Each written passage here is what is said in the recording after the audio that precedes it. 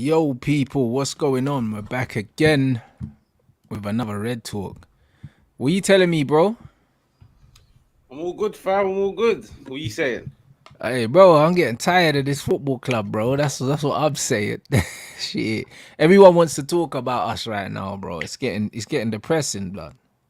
But don't worry. I've been told. I've been told. I've seen. Go on. Pull your heart out. Let me know. Nah, bro. Let me see.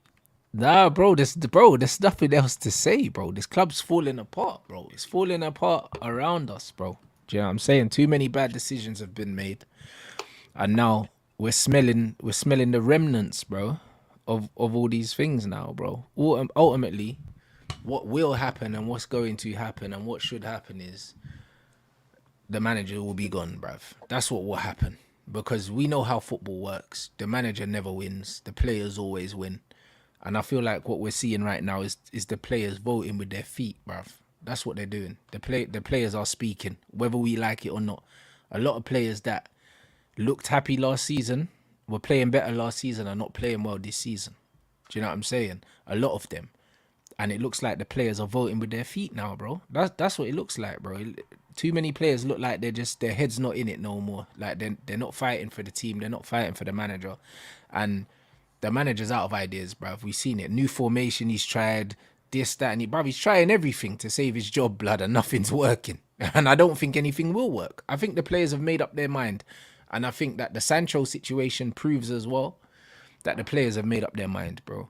Because when a player chooses to openly not apologize to the manager, he only does that with the backing of his teammates.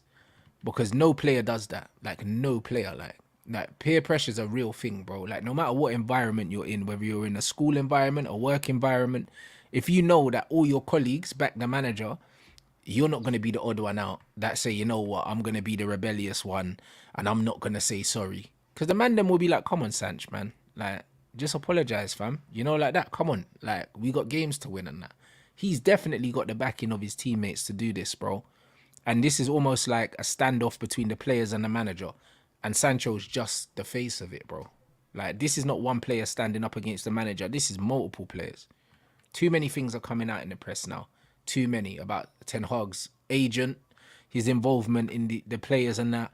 Now there's a leak saying Man United didn't want Amrabat. Do you know what I'm saying? And they don't think he's gonna do well. Like, where do you think all these things are coming from? This is the club getting ready to throw this manager under the bus, blood. Like, bro, it's damage limitation, bro. This manager's gone, bro. Yeah, but you see your first point, and that's why like it baffles me. Your first point was the players are ready to throw the manager under the bus because let's be real. You look at these players' track record. It, they've thrown better managers under the bus. Yeah. So if you and I both know this, yeah, now I'll be real. I don't agree. Like, I don't think it's doom and gloom as much as you're trying to paint. But if you agree with that, then bro, how can you be against the manager if you know that's the crop of players we have?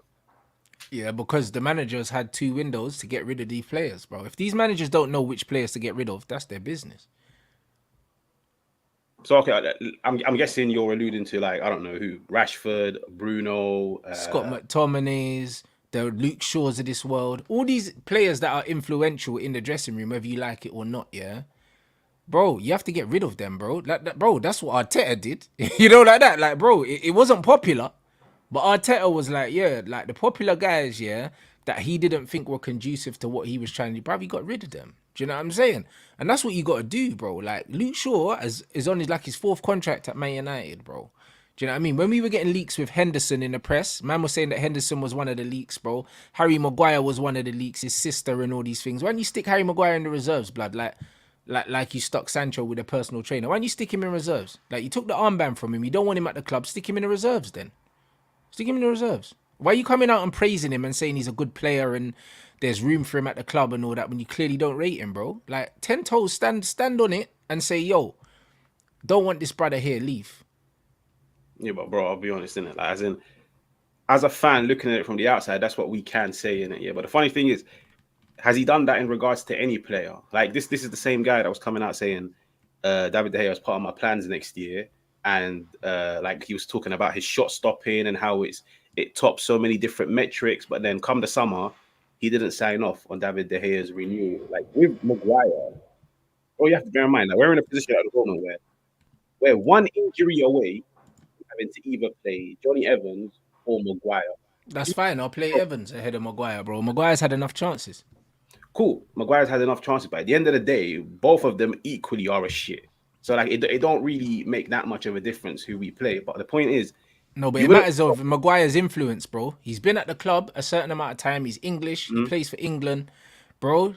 Having a man in that environment, yeah, it doesn't make no sense, bro. It's just like, bro, like man, them. Like, if you cheat on your girl and you get caught and she takes you back, you should leave anyway. You know, like that. Because at the end of the day, she's never gonna forget what you done to her, bro.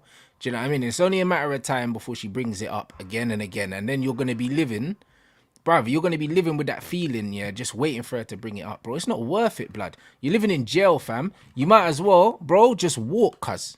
You know, like that. Once you take the armband from man, yeah, the way you've hurt Harry Maguire, he's never going to forgive you for it, bro. Like, you're never going to be cool again. So you might as well end the relationship there. Like, it doesn't get better. It doesn't get better. Do you know what I'm saying? So why are you keeping him? For what? Even if he's playing for you, he's not going to give you 100% because you took the armband from him. You've embarrassed him in front of his brethren. He don't like you. Why is he here? He's only going to be trouble if you keep him there. Why would you keep him? Yeah, but you're moving like it was his decision to keep him, bro. He wanted But the it bread. was though.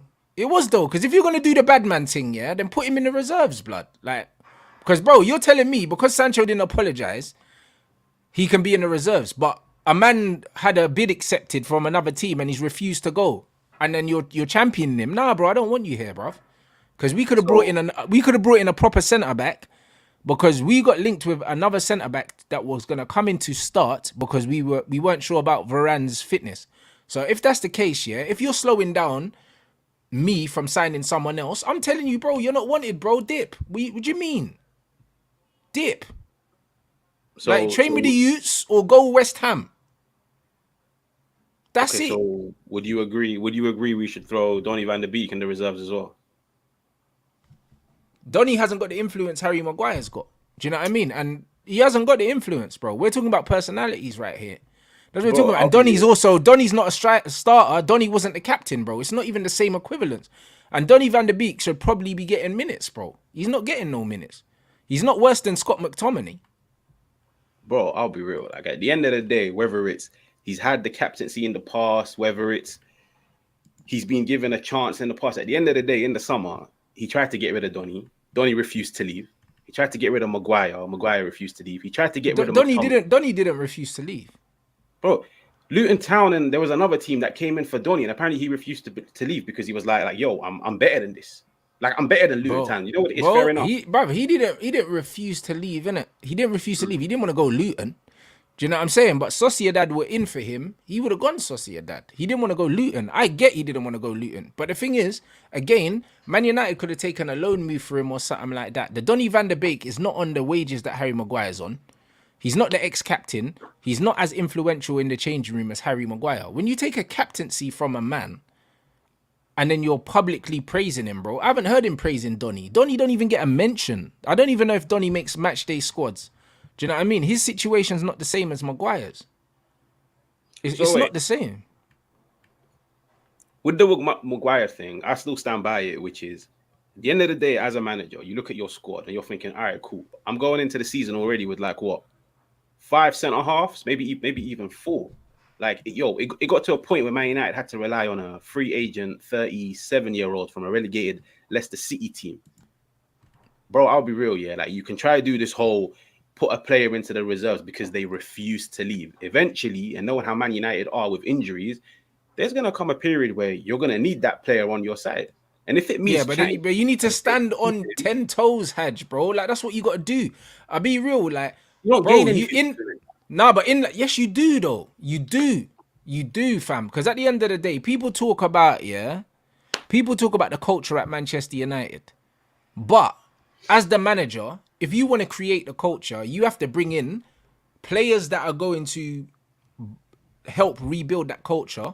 And also you need to get rid of players, that do not do not fit into the culture you're trying to build. Keeping players there that don't fit in gives yourself a problem that you don't need, bro. It's crazy. It doesn't make no sense. It doesn't make no sense, bro. Look at the players that this manager's tried to build the team around. I have to blame him for that. Bro, like, you're trying to build your team around Bruno and Rashford, bro. Like, this is crazy to me. Like, that don't even make no sense. That don't make no sense, bro. And these are not even players that especially Bruno, like, these men are not mad respected in the dressing room like that, bro. We saw Man United win a trophy and Casemiro was telling this guy off, bro. Like, so that ain't the captain. When have you ever seen Roy Keane getting told off by anyone, bro? That don't even make no sense. Like, the hierarchy's messed up at this club. This is the problem. Like, nobody accepts what they're being told right now. Do you know what I mean? And this is the problem. You can't create respect. Respect is something that's earned. You can't tell a man that they have to respect a man, bro. That's not how life works, bro. Maguire never had no respect. Ollie should have never give Maguire the armband. We heard noises about that. Maguire was new into the club and came in and got the armband straight away. At the time, I said that never should have happened because it disrespects the hierarchy that's already there. And then you get rid of man's armband, but then you keep him and then you're saying, oh, he's a good player and that. Bro, stop lying, bro. Just get rid of him. Just get rid of him, bro. Do you know what I mean? Because Maguire's going to be one of the guys that are leaking stuff to the press, bruv. And that's the reason why you're under pressure now. That's just how it is. And when Maguire's chatting to his boys, calling you a waste man and they're not trying no more, it's your head that's going to roll, blood. You know what I'm saying? He didn't have the bottle to do things that needed to be done. And I think he took the easy way out, giving Bruno the armband. Easy way out. Bro, at the end of the day, like, as a manager, you can come out and say, yo, I want player A, B, C, and D gone.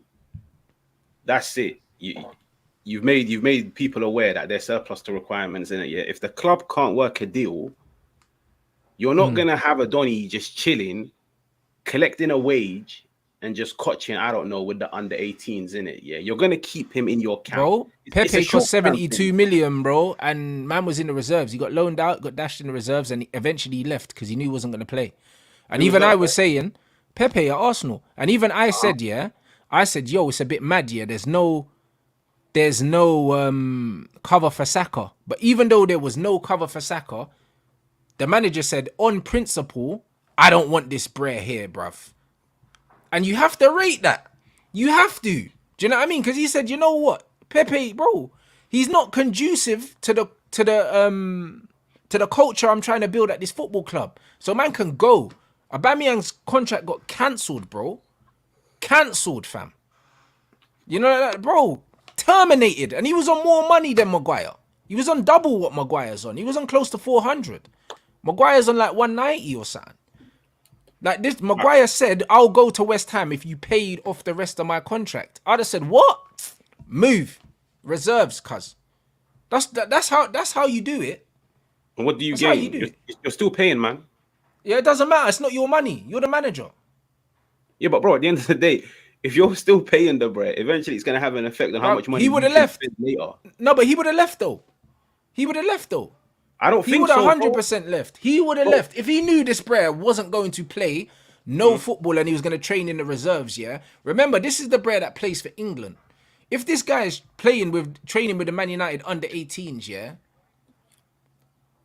Gareth Southgate, all right, cool. How do you answer that one now? How do you legislate picking him when he's training with the under 18s? He ain't even training with the first team. All of a sudden, he's thinking about, yo, England, you got a tournament coming up. What? Like, man's training with the under 18s. Bro, he'll leave, cuz. Even if it's a loan move, bro. Do you know what I'm saying? The manager can't do the half bad man thing. It's either you're doing the full bad man thing and you're willing to upset everyone, yeah? Or you got to come in on a humble tip, yeah? And kind of try and maneuver your way around. He's done it the wrong way around. He's tried to do the authoritarian thing, coming through, acting like he's got everything under control, but it's not under control, blood. Like, look at all these leaks coming out, HAJ. They weren't there before. Now, all of a sudden, ceiling's caving in, blood.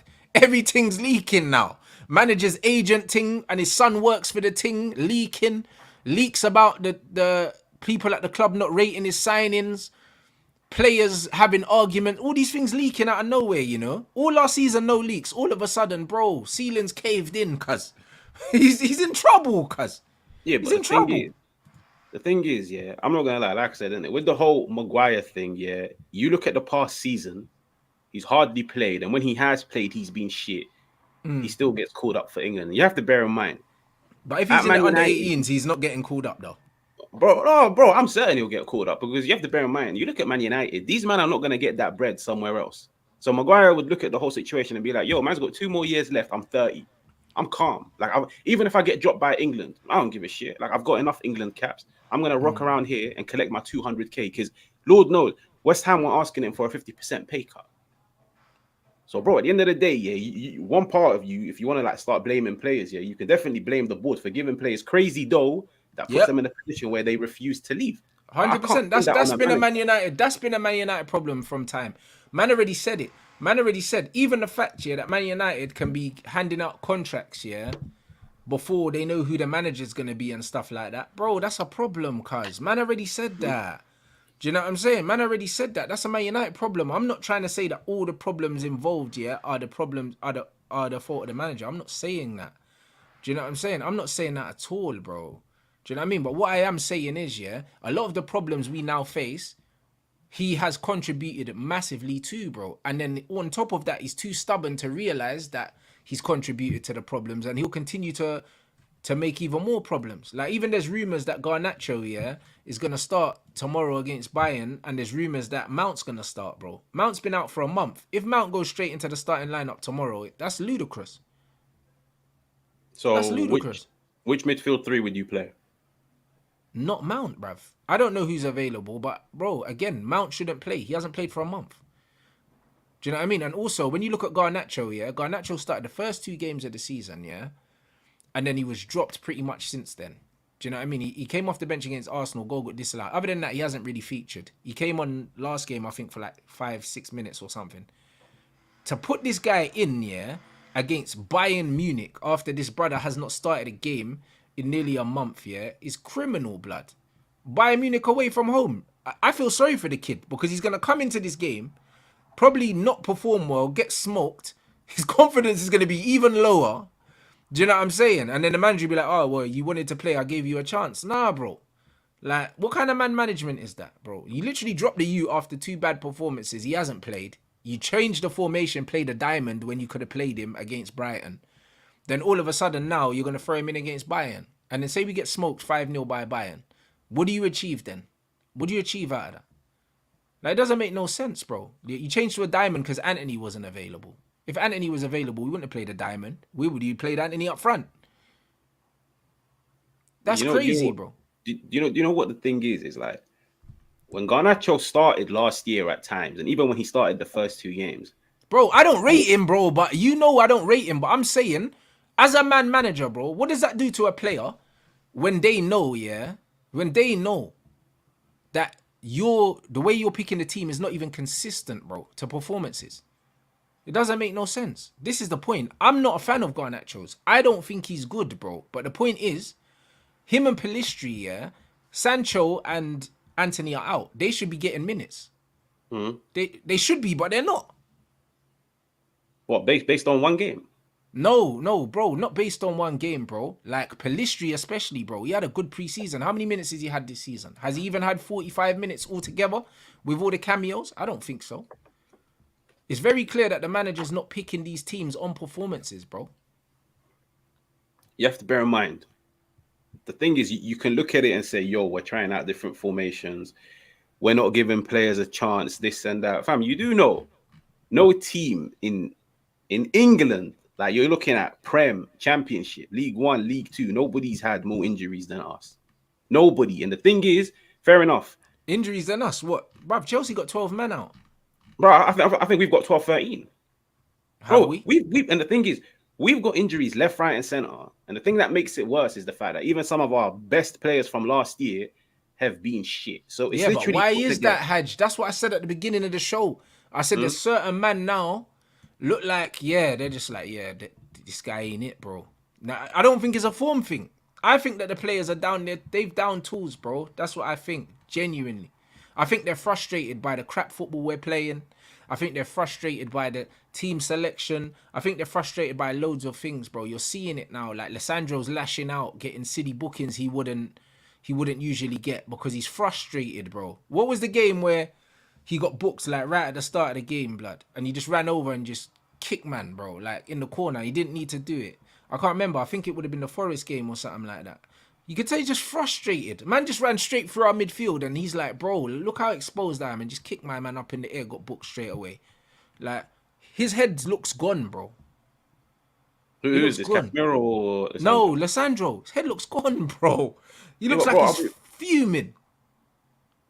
so wait. So Lissandro, who got signed by Ten Hag because he was his star player at Ajax, who was Man United's probably best defender last year. There was a period last year where the club were about to offer Yep. him new wages.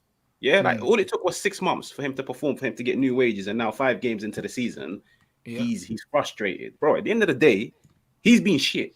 Yeah, he all 5 games, by the way, him and Casemiro have both been shit. Yeah, but this whole like, oh, they're frustrated, and that's why they're jumping into challenges. At the end of the day, as a player, you need to be composed in and out of possession. If you're constantly jumping into challenges, you're not doing like, bro. I can't sit down and justify it by saying, oh, they're frustrated. Nah, bro. Like at the end of the day, them two were his standout performers last year. And the funny thing is, both of them have been trashed this year. So it's no surprise it's had an effect on the overall team. And then you've got the injuries, bro. Like, as in, there's so many reasons why. I'm not even gonna lie. I don't even think we've been as bad as people are trying to make see, but we haven't been good. But there's so many reasons behind it that people are just choosing to brush under the carpet. Yeah, It's but only what are 5 games. these reasons? Tell me what these reasons are, because when you're saying that individual players have been bad, yeah. Mm. See, this the difference is, yeah, with me. I look at it the opposite. I look at it that the team's been bad, so the players have looked worse. Not the players have been bad. Because one or two players, yeah, don't make the team. One or two players don't make a team. A team is exactly that. It's a team. Do you know what I'm saying? Like, this is football. Like, if Lissandro and Casemiro, say, weren't playing well, but the other 9 players were playing well, we wouldn't even know they weren't playing well because it wouldn't matter. The point is, yeah, the managers clearly tried to change the system and do something different. And it's affecting the players that are here. We don't look good. The new system that he's trying is crap, bro. It don't work. This open midfield pressing from the front, this 3-6-1 formation thing that this guy's trying to do, yeah, it don't work, bruv. And it didn't work at the start of last season, and it's not working now, bruv. Do you know what I'm saying? This is not the football we were playing last season, HAJ. It's not the same football. So when you're saying that the players don't look as good, yeah, it's not the same football, bro. It's not the same football. The managers tried to change something, yeah, that got him to 2 cup finals. 2 cup finals, bro. 2 cup finals, and he finished third. Even though the away record is horrendous, and that's another thing, because he got away last season with that away record only because we finished third and we got a trophy. But that away record is a big red flag that people should be acknowledging, but they're not acknowledging that. We can't blame the players for that away record, because didn't the same players have a better away record under Ole Gunnar Solskjaer, bro? I think we might have had the best away record in the league with the same players. Okay, so you made 2 points. So the first point was he's abandoned the play style that got him to two cup finals. Yeah, if we started off the season playing the exact same way as last year, he would have gotten crucified because everybody would have been like, "Yo, like surely you need to improve on last year." He's No, tried but to that do is it. how he started last year, bro. The same way. Remember when we lost to Brentford and that? Yeah, Remember, we tried to do the play out the back thing, and we got smoked 4-0. And we've started this season playing the same way, bro. The same yeah, but way. We just brought in a new goalkeeper. We're trying to play the same way that he tried last season. yeah, but I'll be real. This season, our issue hasn't really. It's been a problem at times, but our issue hasn't really been playing out from the back. No, but I'm saying the system in general is the Bro, same system he you do tried last know. season, and he abandoned it after 2 games, bro. Yeah, but that's because he didn't have the players for it. But what? Do you think he's got the players for it now? The funny thing is he signed the players for it, but 5 of them are out injured. So it's like, for example, you look at the team. Who did he sign for the formation? Okay, so he's a manager that wants to be aggressive in and out of possession. Okay. So he wants his first line of defense, his attackers to press. Okay. For 2 games out of 5, he's relied on a striker that has no hamstrings in Martial. Martial can't do it. Hoyland has not even played 90 minutes He played combined. Rashford up front. He played Garnacho and Anthony to try and do that, and we were still dead against Wolves. They couldn't press. our first half against Tottenham was the best we've performed this year. You know, we should have been 3-0, like 3-0 up that game if it was just poor finishing. Like, do you see this Tottenham team that everybody's like raving about? And bro, fair play to them, like they're doing their thing. No team that they've come up against this year literally created as many chances against them in one half of football besides us. It's just we didn't take our chances. Tottenham did in the second half, and we ended up losing the game. But the thing is, ever since Tottenham, it's all gone downhill because now you've gone from having, for example, Mount that was actually breaking play, progressing the ball forwards. Fair enough, it wasn't catching everybody's eyes, but now you've gone from him, a player that can press, to a 32-year-old Eriksen. Eriksen that last year everybody was screaming as a hologram. So now that's already one downgrade. You're now resorting to playing Reguilon, who's like, what is he, like third choice? Reguilon did not play badly in that game, bruv. No, Reguilon and Dalot played well, bro. Like, we can't blame the fullbacks. Them two both had good games. But the thing is, I'll be real, I'll be the first to tell you, with Reguilon, it's a one-off. Like, I've seen enough of Reguilon to know he ain't going to keep this up. But at the end of the day, it's the fact that Man United in 2023 are playing a third choice left back at Tottenham in their starting 11. Then you've gone from Varane, who's your best centre half, to who? Lindelof and Leach. Both of them don't complement one another. Now you've got McTominay. McTominay looks like a player that's literally signed out. Like, he's usually one player that I don't question his commitment to the cause, yeah, because he's just pure passion. Bro, McTominay was jogging in the first 5 minutes against Brighton. He looks like a player that's just unhappy at the fact that he couldn't leave. So now you've got him when in reality you signed Amrabat.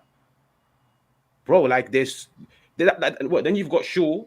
Bro, that's literally 5 man that I've just mentioned. That's nearly what, 50% of your team? So you think, yeah, that once everyone's available, yeah, this football that he's trying to play is actually gonna work, even though it doesn't look like the players are interested, because you know what it is, yeah. It's not about what you know; it's about what you can prove, innit? And if the players aren't willing to do what you want them to do, it doesn't mean anything. He has to get these players to play and execute, bro. It doesn't seem to me that he has the players on board. It doesn't seem like that. This doesn't look like a team that's willing to go out there and play for the manager. It doesn't look like it. Look what Brighton done to us, bro. We got dismantled by a Brighton team, bro. And that Man United team didn't really look like they were bothered. Yeah, but bro, like I said, there's 5 man in that team that are walking out of that team as soon as everybody's fit. The way I look at it is, there's no way I'm going to sit down and judge a guy when he's resorting to players that clearly aren't part of his plans. Like, let's be real. There's a reason why he upgraded on Martial. There's a reason why he upgraded on McTominay. There's a reason why he upgraded on Eriksen. There's no way I'm going to sit down and judge him when... Like, he brought Eriksen in, though. Sorry? He brought Eriksen in, though. Yeah, but bro, I'm not going to lie. You can bring a player in for a season and then realize, you know what? It's time for me to upgrade. Like, there's nothing wrong with that. The best of managers have done it. But the thing is... cool. So, like, this is what I don't get, innit? This is what I don't get the most, innit? Like, look at Eriksen's profile. Look at Anthony's profile, yeah? Are you telling me that he brought these players in for the football that he's trying to play now? I'm not going to lie. With this off-the-ball transition football, he didn't bring in Eriksen for that. He didn't bring Anthony in for that either, because they're players that are very not suited to that style. He brought in Anthony because the funny thing is he's literally trying to play the same way he played at Ajax in 2021. And Ajax done well for him. I think where the problem is with Anthony is I think it's caught him by surprise, the fact that the physicality in the Dutch league and the Premier League are on 2 completely different planets. And Anthony hasn't really adapted to it. And the thing is, this is coming from Anthony's biggest hater in the world. Anthony's actually one player that's been all right this season. Yeah. What about Europe then? So why does he look good in Europe either then? Sorry? Europe, the physicality in Europe's different. How come he don't look better in Europe then? Bro, I'm not gonna lie. The whole of last year, I was hearing Anthony's our star player in the Europa League. No, I don't know about no star player, bruv. Like, bro, everyone was telling me, yeah, when he comes off the bench, he scores, and when he doesn't start off the bench, bro, he doesn't come off the bench. He starts every game, blood. Like, Anthony don't come off no bench, bruv. Like, he came off the bench against Barcelona and scored. Bro, what, one time, bro? Anthony starts if he's fit, bruv. Like, you know, like that. So, like, I'll be real, innit? You see with the Anthony situation, yeah? He suits a possession side. Anthony is not the kind of player, yeah, that you sign, yeah, play without the football. That doesn't make sense. All of Anthony's qualities, yeah, apart from the fact that he does defend, are all on the ball, bro. You can't tell me that Ten Hag planned to play this way the whole time. And if that was the case, yeah, what did he do? What did he do he's had 2 pre-seasons, bro. So what's he done? He wasted this pre-season completely. You remember it. He was playing 2 different teams in pre-season. One team played well, the team that looked like they weren't coached by him. And then the other team that was coached by him was rubbish. In every game apart from the Arsenal game. Every game. The second team were always outplaying the first team that was coached by him. So you could see that the players weren't comfortable with what he was doing. We saw it in pre-season, bro. I think we only won 1 game or something like that. The Arsenal game could have been the only one that we won or something like that. I don't even remember. I started checking out because the football was horrendous. Yeah, but the reason behind that, and it's probably one of the main reasons why he's having problems this season, and he'll continue to have problems. Man United's first team suit a completely different style of football to Man United's B team or Man United's second team, shall we say. You look at the second team, it compromises of what? Martial, Donny, Sancho, those types of players that, you know what, sweet, let's just say, yeah, they suit a more possession style of football. You look at the first team, it suits a completely different style. But the way football works is there's going to come a period where you're going to need that player from the B team to step up into the A team and do the job of what the A team is going out there to do. And that's why, for example, when we make a substitution and we go from like a Rashford, we put Rashford down the middle, we bring on Sancho. Sancho can't do what Rashford does. He can't play to the same intensity. Fair enough, Rashford is shit, but Rashford still plays to a high intensity, which is what the manager wants. That's where the problem is, yeah. When you look at some of the best teams, for example, Brighton, seen as like everybody's now gassing them up and everything, Brighton are a quality team. But Brighton are one team where they can literally take off any player from their team, bring on the sub player. They're all on the same wavelength. You need a squad, not a team. Yeah, exactly. But their profiles are not exactly the same at Brighton. Brighton don't have another Danny Welbeck if Danny Welbeck's not playing. They don't. However, they have a coach that is coaching these guys to play a certain way. The way you said, yeah, the first team don't play like the second team and vice versa, bro. That's your job as a coach, blood. Like, the A team and the B team are supposed to play the same way. It's not about can't play the same way. I don't believe that they can't play the same way in terms of intensity and pressing and stuff like that. I don't believe that's the case. I don't believe that's the case at all, bro. Do you know what I mean? The manager knows who his 11 is. And that's what we saw in pre-season pretty much. The manager knew what his 11 is. And then the rest of the other players were just there just to get fitness, bruv. That's what it was. Do you know what I mean? And then guess what happens? When a few men get injured in that first 11, then what happens? Then everything falls apart. That pre-season was wasted, bro. Man taking man like Forson and these man on, bruv. These man ain't going to get no minutes in the Prem.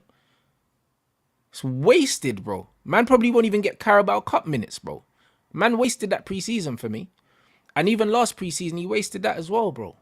Because what's the point in doing a pre-season playing a certain way if you're going to change your mind after getting slapped twice? Yeah, but bro, I'm not going to lie. I think any manager does that. You adapt. Is it, bro? It's not a crime, like. No, but see, but man is saying adapt, but bro, like I'm saying, yeah. What I'm saying is, last season we finished 3rd, got to 2 cup finals playing a certain way, and then you decide after that you are going to completely change the style of football away, yeah, from that to try something else that you've previously tried that didn't work, bruv. And then you're surprised it's not working again? Like, bro, that's crazy to me, bro. Like, that's crazy to me. And then on top of that, bruv, when he first came in, yeah, you see what we're trying to do now? This is what he tried to do when he first came in. And we got popped 4-0. Different players. But it doesn't matter, but it's the same style of play, bro. It's not working, bruv. Yeah, but bro, of course it matters if it's a different crop of players. No, but it doesn't, bro. It doesn't, bro. No, it doesn't, because the core's still the same. You talked about Lissandro and Casemiro, yeah? Two of our core players. You can add Varane into that when he's fit. Our core, bro. The core's still the same, bro. How you got Casemiro as a lone 6, yeah, in this flipping Energizer Bunny formation and you think it's gonna work, blood? Like, man's ever played a lone 6 in his life anywhere, bruv. Like, that's crazy. That don't even make no sense, bro. That don't make no sense. How does that make sense? Yeah, but bro, I'm not gonna lie. If that's the case, then surely you'd agree if the manager wants to play a certain way and now Casemiro doesn't have the skill set for it, you get rid of Casemiro. Or what? Are we putting Casemiro ahead of the manager? Surely that's what you do, no? If a player doesn't fit your style of play, because you literally said it earlier on with Aubameyang and Pepe, they didn't fit Arteta's style of play. And you know what? Sometimes get rid. But bro, I don't think it was the style. I think it was the attitude. That's what I was saying. That's why he got rid of them, because they were influential players and because their attitude. I don't think it was a stylistic thing, bro. Even though the Aubameyang thing could have been a stylistic thing, I think it came down to attitude. It came down to authority. Do you know what I'm saying? That's what it came down to, bro. At the end of the day, Casemiro is one of our best players, bro. Period. You know, like that. And also, he's a leader as well. We don't have an abundance of those things. Like, your job as a manager is to adapt to the players you have in it. Like, you're saying that, cool, we have players and all that. He's not playing to the strengths of the players we have. That's your job as a manager, ultimately, and you get judged on that. The strengths of Casemiro is not lone six.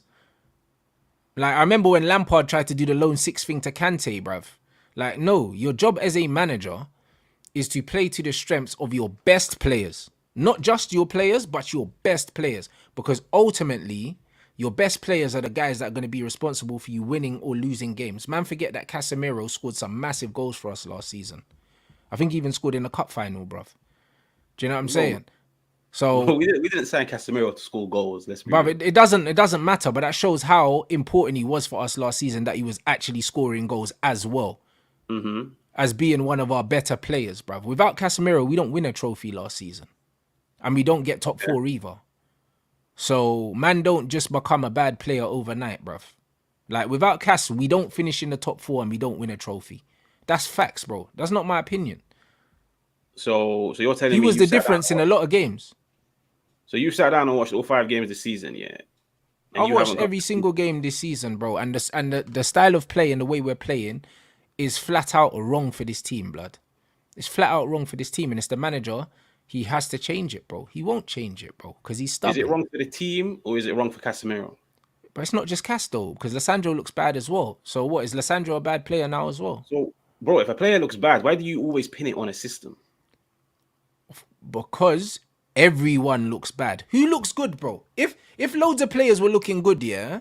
If loads of players were looking good and it was 1 or 2 players looking bad, then cool. I can blame the players and say it's down to form. The whole team looks bad. Did you see the Wolves game, bro? We won, but nobody looked good in that game, bruv. How can you not say it's a system thing? How can they all be bad? How can all the players be bad every game? That doesn't make sense. Bro, you do bear in mind, like, we are literally playing players that he hasn't signed and asking them to do a job that they don't have the skill set for. That's why I asked the question. Well then, but why ask players that you haven't signed to do a job that they don't have the skill set for? Your job as a manager is to find a way of getting the best out of the players you have. That's literally your job. That's literally your job. Literally. Okay, is that not what he done against Arsenal? Because the thing is, if you look at the way we played against Tottenham, we pressed high up the field. He realized going to the Emirates with Eriksen, I can't do that. So he decided to sit back. So did he not play to the players' strengths, but they decided to stink out the joint? No, tactically he set up right against Arsenal. Yeah, because to me, I don't think that had anything to do with the players' strengths. I think that no matter what team we've got, we can't go and press Arsenal like that at the Emirates, period. I don't think he done that because of the players. I think he done that because of Arsenal. He done that out of respect for Arsenal. And actually, he did the right thing. I thought we set up really well against Arsenal. We did the right thing. We didn't press. And also, they didn't press us because they knew that we wanted them to press us. And the time that they did press us, we got in behind and scored. Do you know what I'm saying? So it was a very tactical battle between the two managers. Very tactical. But I don't think he made that decision based on our players. He made that decision based on Arsenal. Yeah, but bro, like, surely you take into consideration the players that you have. Like, fair enough, yeah, it's of course Arsenal. you do. Of course you do. But ultimately, he set up that way against Arsenal. He wouldn't set up that way every single game. This is the point. It was more to do with Arsenal. It wasn't to do with the players that we had. It wasn't to do with that. That's the point. As Man United, yeah, most games as a Manchester United team, you have to set up your team to play their own football. Similar to what Angie's doing at Tottenham, yeah. Same with Liverpool as well. Yeah, people say they can only play one way, but cool. Do you know what I mean? That's fine. Like, set up your team to play a certain way, bro. Like, properly. Since he's been here, he ain't set up Man United to play no way, blood. We still don't know what football team we are. We're in his second season. We don't know what we're doing. We don't know what we do. We don't know what we don't do. We don't know anything, bruv. Like, what kind of team are we? Like, we don't know. Like, people could talk about Brighton and all these things. Brighton had about 6-7 man missing, yeah, and they still popped us off the park, bro. On paper, their team's not better than us. They had Danny Welbeck up front. We had Rashford and Højlund. Their team cost 16 million. So it's one of them ones where it's not nothing to do with fit squad and all these other things. We have no identity, bro. Like, we actually have no identity, bro, after all this time, bro. Like, this manager don't seem to know what he wants to do, bruv. So you can say he doesn't have the players, but he spent enough money and he signed enough players. When man is saying players are injured, you still have to coach the players that are there. Bro, the players that are there clearly showed last year they weren't good enough. That there's a reason why he upgraded on them. Like, the thing is, it's been 5 games, and the thing is, you like, because I've been seeing it in the past. It's not 5 games, bruv. Preseason counts as well, you know. Bro, let's be real. Like, let's no, be it real, counts. Yeah. It counts because you still need to Me and see you a template. About preseason. Yeah, bro. Preseason to me is just fitness. I'll be honest. Bro. It's not like, though. It's shape as well. It's not just fitness, bro. It's shape as well. Because at the end of the day, yeah, every single match you play, yeah, you have to take what you've learned in the training ground onto the field. You have to. Preseason isn't just fitness. Even as a coach myself, yeah, the results don't matter in preseason, but the performance matters. I want to see what I've done on the training ground, yeah, on the pitch. That's what I want to see in preseason. If I see that and we lose, that's okay. Do you know what I mean? Because it means that, yo, like, you're actually picking up what I'm trying to show you. The result don't matter. I need to see this translate to that. Man United, when you watch them in preseason, you couldn't see anything that we were working on. Not really. Do you know what I mean? Like, we beat Arsenal because we were up for that game. Other than that, it was much to do with nothing, bro. You know what it is? It's like, preseason for me is fitness. I agree partially. Like, yeah, fair enough. Try a system. Bro, at the end of the day, preseason is an opportunity for you to trial and error. Try a different formation. Try a player in a different position. Because at the end of the day, win, lose, or draw, nobody cares. Yeah, and it says a lot. The fact that Man United are playing Dortmund with their C team and then bringing on the A team for 15 minutes.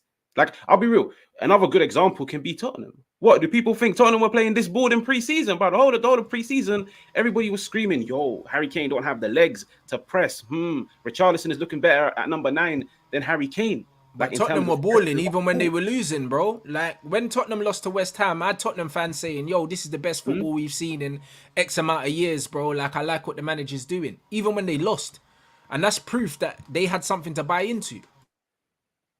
Like, Spurs lost to Barca, and certain man was saying they were the better team. Cool. But, bro, at the end of the day, yeah, that's like what? One game, bro. Preseason doesn't mean that much. It really doesn't. Like, bro, I literally just had a preseason camp. It doesn't mean much. It's not as important as you're trying to make seem. It's fitness.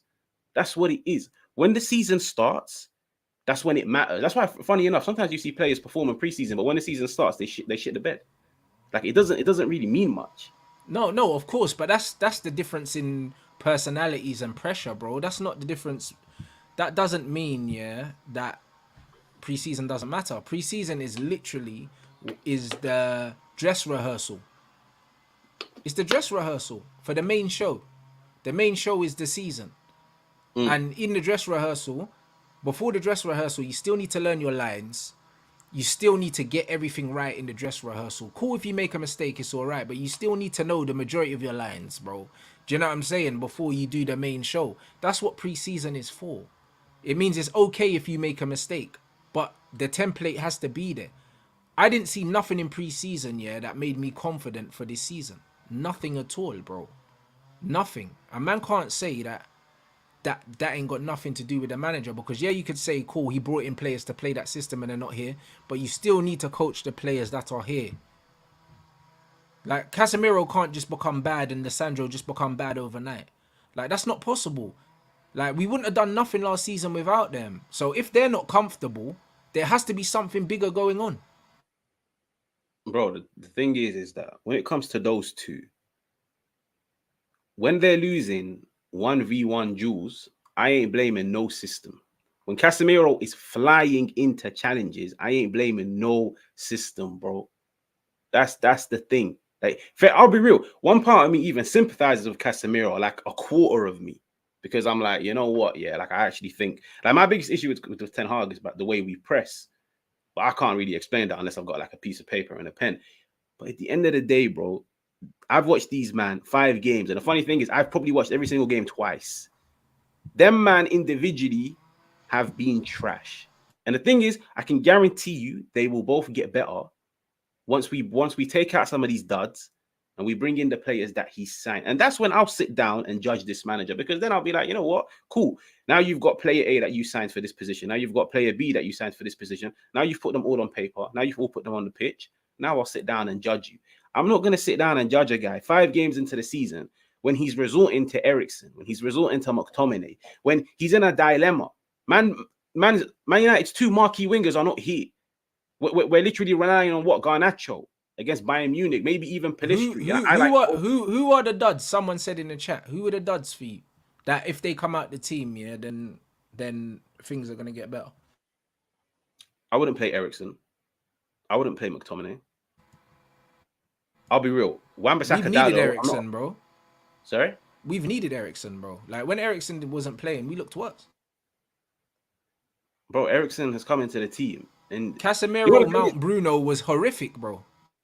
Yeah, but do you know what it is? It's like Eriksen has come into the team and we've still been battered off the park. Like, at the beginning of the season, Mount held the blame. Oh, the reason why Casemiro has been trashed is because of Mount. Bro, after the 2 games, Casemiro's coming for the last 3. Eriksen's coming for the last 3. Eriksen's been part of the team that lost to Brighton. He's been part of the team that lost to Arsenal. He's been part of the team that stank it out against Forest. So it's like, at the beginning, Mount was the scapegoat.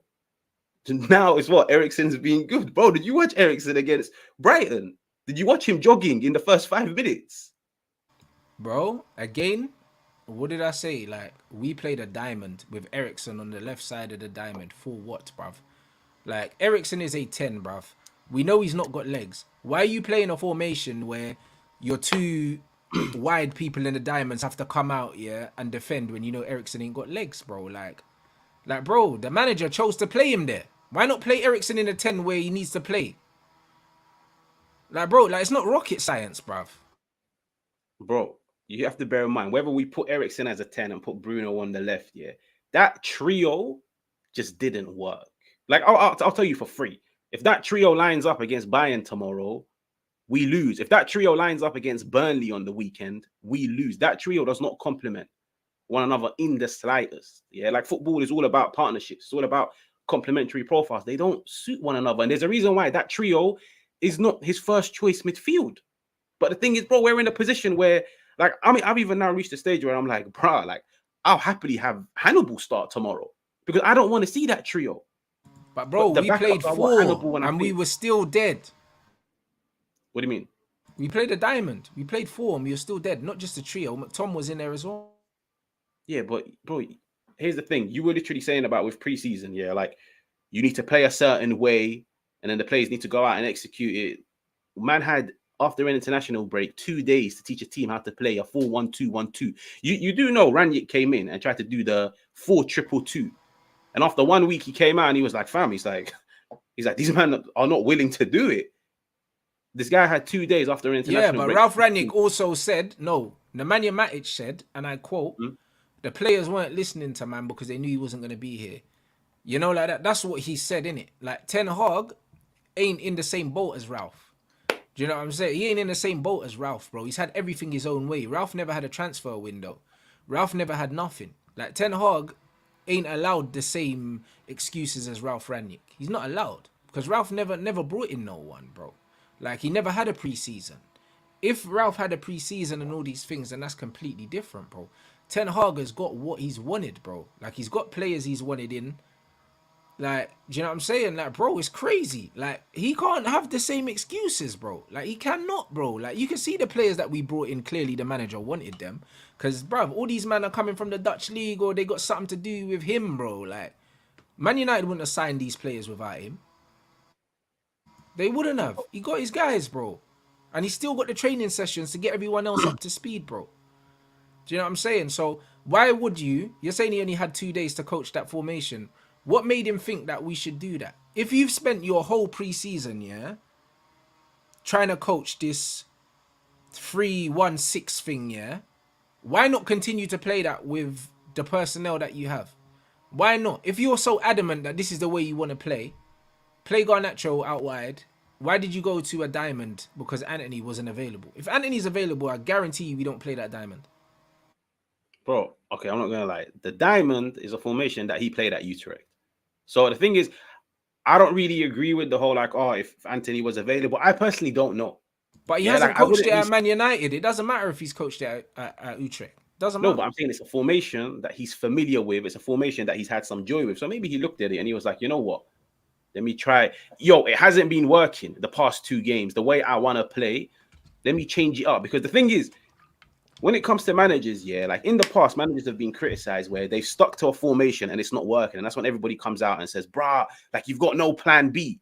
As soon as this manager tries a plan B and yeah, it fails, everyone is now cooking him. Oh, why didn't you just stick to plan A? Plan A that clearly wasn't working because we don't have the players for it because all of them are injured. Yeah, but you know what plan B should be, HAJJ? What we done last season. Not no diamond blood. Play the double pivot with Eriksen and Casemiro that was giving us joy last season, bro. That's what you do. You don't try and play a new formation that these men don't know and as a plan B, blood. Like, that's crazy to me. Like, do you know what I mean? If they're not even getting the 3-1-6, yeah, that you're trying to do, introducing another new formation when you could just go back to what we done last season, to me, that don't make no sense. Because the players will always be more important than the manager. As a coach, you have to think, what are my players comfortable with doing? Not what I'm comfortable with because I coached it somewhere else. It's about the players, bro. My problem is the manager is too egotistical, bruv. It's too much about him. You have to think about the players, bro. You have to think about the players. Like, as a manager, yeah, your players ultimately are the guys that are going to keep you in a job and the guys that are going to make you lose a job. Like, literally, bro. Like, you can have an ego, but at the same time, you have to be without ego as a coach. You have to be, because you have to understand that the players always come first. Even if you have a way of playing, you have to understand if you can't get the players to buy into your way of playing, what you know is pointless. What you know is pointless. It's about what you can get them to understand and what you can get them to carry out. Ten Hag's biggest thing as well, every time we lose a game, oh yeah, we played well. No, we didn't, bruv. Bruv, I'm tired of us losing games and the manager saying we played well, fam. I'm actually tired of it. Like, bro, it's like, bro, remember when Ollie was smiling when we would lose? It reminds me of that. Remember when we would lose and Ollie would smile? A man would say, yo, this guy's not serious. This is what Ten Hag is doing, bro. We're losing games comprehensively. We had a good 15 minutes against Brighton and he came out saying, oh, we played well. What? No, we didn't, bruv. I don't remember the Brighton keeper really making any saves, blood. A man said that we played well. We got smoked, bruv. Do you know what I'm saying? Like, it's crazy to me. Like, I just don't understand what he's doing. I'll be real. Like, for me, plan B should be go back to Casemiro and Eriksen in the pivot and Bruno, what you did last season. Go back to that. All right, cool. Anthony's not available. Cool. Play Højlund, Rashford, and Garnacho. And just do the same formation we done last season, bro. Give Lissandro some protection with a double pivot in front of him. Eriksen don't have to run as much. Remember, Man United's average positions last season were one of the deepest in the league. We played quite deep and quite compact. Go back to that, because we're leaking goals. Why not just go back to that, HAJJ, instead of going into some fake diamond, bruv? Bro, it's crazy. You know what it is? You said go back to basics. He literally went back to basics against Arsenal. He went back to basics against Arsenal and it didn't work. Bro, the Arsenal performance was actually the one performance that he can actually take some credit from. I wouldn't say that it didn't work. I wouldn't say that it didn't work against Arsenal, bro. Like, Arsenal scored in like 10 minutes of added time, bro. Like, in the 90 minutes, Man United done enough to get a draw, blood. Like, do you know what I mean? So, Bro, that's the only performance he gets some credit for, blood. I think he set up well against Arsenal, bro. That's it. It doesn't matter. We lost, but he can take some encouragement from that performance. That's the only one. No other performance you can take encouragement from. The Tottenham one, you can't. Do you know what I'm saying? Like, you can't take no encouragement from Brighton. You can't take none from Wolves. We were 2-0 down at Forest. Do you know what I mean? Like, bro, the Arsenal one is the only one you can look at. Exactly, the Arsenal performance is better than Tottenham. That's the only performance you can look at and say, you know what, there were some promising things in there. Tottenham performance was dead, bro. It was dead, bro. We pressed them, yeah. We pressed these guys, yeah. We pressed Tottenham well for like 20 minutes, 25 minutes. Do you know what I'm saying? And then that's all it was. Yes, we had chances. We did. We should have taken them. But how many times do we say that with Rashford? Oh, he should have passed it or should have done that. Bro, Rashford gives us that. The manager's adamant that Rashford's the guy. So that's another hill that he's gonna have to die on, bro.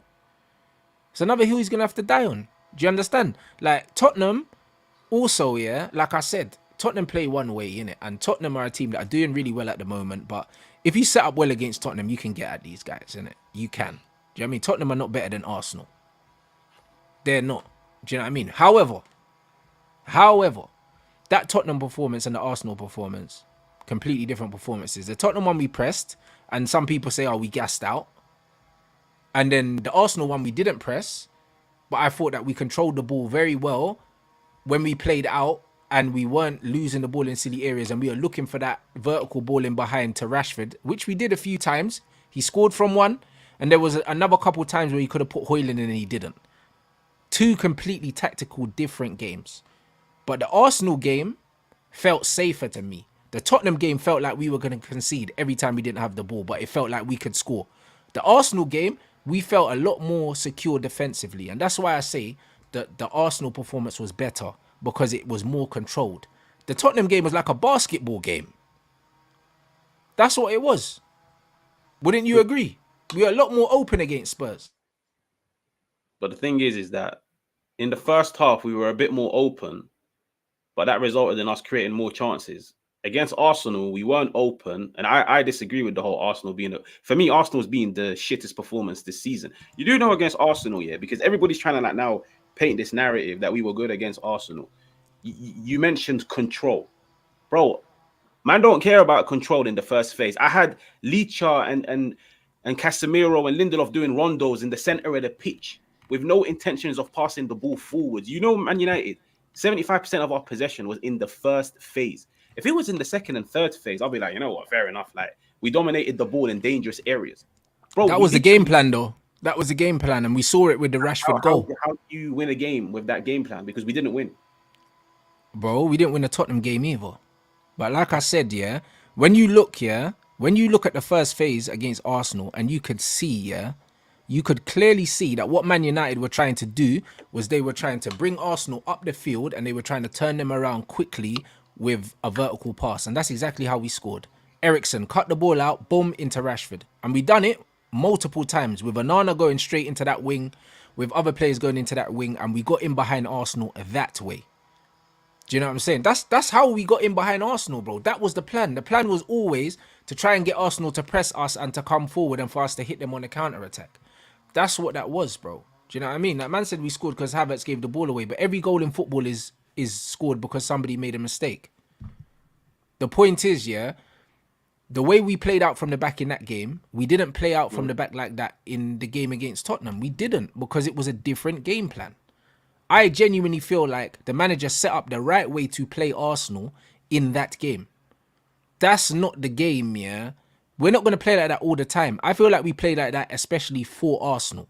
That's why I'm giving the manager for credit how he set up in that game. Because I think that's the only way for us to play Arsenal the way we play. Because we don't have the players to outpossess Arsenal and to out-football them. Do you know what I mean? Tottenham are going to go to Arsenal, play on the front foot and try and out-football Arsenal. I want to see how that goes. Because it could go well or it could go badly. Do you know what I'm saying? I think it might go reasonably well. I think Tottenham are playing some decent football at the moment. I think they could give Arsenal problems. I don't know. But the point is, Man United don't have the players that are technically proficient enough to out-football Arsenal. So what we were trying to do was quick vertical passing, using Rashford's placing behind, using Højlund's placing behind, and it almost worked. It did. If Rashford released the ball and his decision making was a bit better, similar ways to we see Liverpool beat Man City. Similar ways. Ball straight into Salah from the goalkeeper. Bro, like, it's very similar how we tried to play. Very direct. Do you know what I'm saying? Against Arsenal. So, for me, I don't think we set up wrong in that game. I thought we set up well for the team that we were playing against. Maybe on the eye, the Tottenham game was better because we pressed and we were more proactive, but we were playing against a completely different animal. A completely different animal. Like, in that Tottenham game, it looked like it could have... Bruv, it was a basketball game to me, bro. It was. I like my teams to be more controlled, innit? That Tottenham game was great because we were putting them under pressure, but every time they attacked, they looked like they were going to score. Okay, I didn't feel that in the Arsenal game. You literally just said you like your team to have a bit more control. So would you not say that's a preference? Oh, it's absolutely a preference. However, like, when you're a football fan, or even if you're on the side as a coach or whatever, you can tell when your team's comfortable or not. Sometimes you can be comfortable without the ball. Mm-hmm. Do you know what I'm saying? Like, I didn't feel comfortable in that Tottenham game, bruv, without the ball. I felt more comfortable in the Arsenal game. I felt way more comfortable. We didn't have the ball. Exactly, and we didn't have it, and I felt more comfortable. Do you know what I mean? The ball was getting down to Saka, and Dallo dealt with him comfortably. The ball was going out to their wide man Martinelli, and Wan-Bissaka dealt with him pretty comfortably as well. Like, he didn't really get past him and put in a single cross. They were going out for corners. Arsenal had loads of corners. Apart from the Declan Rice goal, Arsenal didn't do anything from the corners. They weren't missing the first man. Like, the Tottenham game was different. Like, I felt like them man were opening us up. Do you know what I'm saying? Like, it was a different kind of feeling when I was watching those two games. I felt like Tottenham were opening us up. I didn't feel like Arsenal were opening us up. And, that's what I say. Okay, but does it not say a lot about how the team performed when you've literally now just like indirectly made it seem like Arsenal was shit and Arsenal weren't great. But Arsenal weren't great and they still beat us 3-1. I don't think Arsenal was shit in that game. I don't think they were great. But what I would say is we didn't give them space to play where they like to play. You know what I'm saying? Whereas we gave Tottenham space to play where they like to play. Tottenham put us to the sword. The Arsenal one was more of a sucker punch, bro. They scored from the set piece right at the end, and then the third goal they got, we were trying to get an equaliser and they hit us on the break. That wasn't Tottenham. Tottenham's one was more like we got opened up on a mad thing and we got well and truly done. Like, the Arsenal one wasn't that. Do you know what I mean? After 90 minutes, people were like, oh, right, it's a draw, blood. Both teams are like, oh, we'll take the draw, like. And then all of a sudden, we lost 3-1, bro. The Tottenham game wasn't like that. Tottenham game, we got embarrassed. I don't think we got embarrassed against Arsenal. But do you know what it is? It's like, in football, if you want to win the game, you have to outscore the opposition, yeah? I'm not going to sit down and gas up a game against Arsenal where we literally, in my opinion, done nothing, and sit down and criticize a game against Tottenham where on any other day, man goes into halftime 3-0 up. Because, bro, you and I both know if we went into halftime 2-0 up, 3-0 up, that game would have probably ended 4 because Tottenham would have pushed more bodies forward trying to get back into the game. 100%. It's all about fine margin. So it's like with Arsenal, we had control, but it didn't result in anything. Tottenham, no, you're right. You're right. But then you could say on another day, yeah, Garnacho's thing don't get given offside and we win 2-1. Yeah, if you want to use the same, I don't think it was offside. Well, there you go. So if we use the same theory for the Tottenham game, like, that's a complete momentum swinger. Because if we go 2-1 up at that time, and then Arsenal have to go balls to the wall for another goal, we could nick another one. The same way they nicked one. Do you know what I'm saying? So when we were going balls to the wall for the equaliser, so we can do the hypotheticals. And then if we look at that, do you know what I'm saying? But come on, bro. You know what I mean? Yeah, but at the end of man the day, can't do the ifs, bro. We actually put the ball in the net in the Arsenal game. Yeah, but at the end of the day, if I was to look at the two, and I'm looking at the output, I'm looking at Tottenham where we created more. With Arsenal, you've literally just mentioned the Rashford goal and the Garnacho offside goal. Tottenham alone, even in the second half, we had 2 opportunities. So, bro, you can clearly see, if we want to do this whole reverting back to last year, sitting deep, bringing that protection, just passing the ball around in the first phase, we're probably going to get like, what, 1, 2, 3 opportunities at best. And against Arsenal, 2 opportunities weren't enough to get us back into the game. Against Tottenham, we literally created more opportunities in half an hour of football in comparison to 90 minutes of football against Arsenal. Yeah, but He wants. again, I get your point. But my point is, if you're saying, yeah, that all the players that he brought in to play that football, yeah, are injured, and the players that we have can't play that, then why not revert to last season, bro? Why revert to a formation that we haven't played in the absence of your players? What sense does that make? Why would you not go back to a formation you know the players that you have are comfortable playing? Why would you not do that? Do you not think that the manager deserves to be held accountable for that? No, don't get me wrong. I hold the guy accountable for different things, but it's been 2 games ever since we actually had like these crazy injuries. One of the games we reverted back to old ways and we lost. The other game was Brighton, where he tried something different. Like, fam, it's like, for example, Pep last year. I'm not comparing them, but there was a period last year where Pep was like, you know what? Let me try something different. Let me try the whole John Stones stepping into midfield. Let me go from having 3 centre halves to 2 and pushing an extra body forward. If it didn't work, everybody would have cooked him. So at the end of the day, against Brighton, you see when the manager came out and said we played well, because you mentioned it earlier. He said we played well in the first 20 minutes. 70 minutes after that, we were trash. But bro, you can clearly see in the first 20 minutes, the changes he made, the way he set up the team, it worked. It's just De Zerbi for the next 70 minutes, I'll be real, like he just tactically outclassed him. He clocked what we were doing and he was like, sweet, I'm Exactly, going and to he changed. So I wouldn't even say that we played well.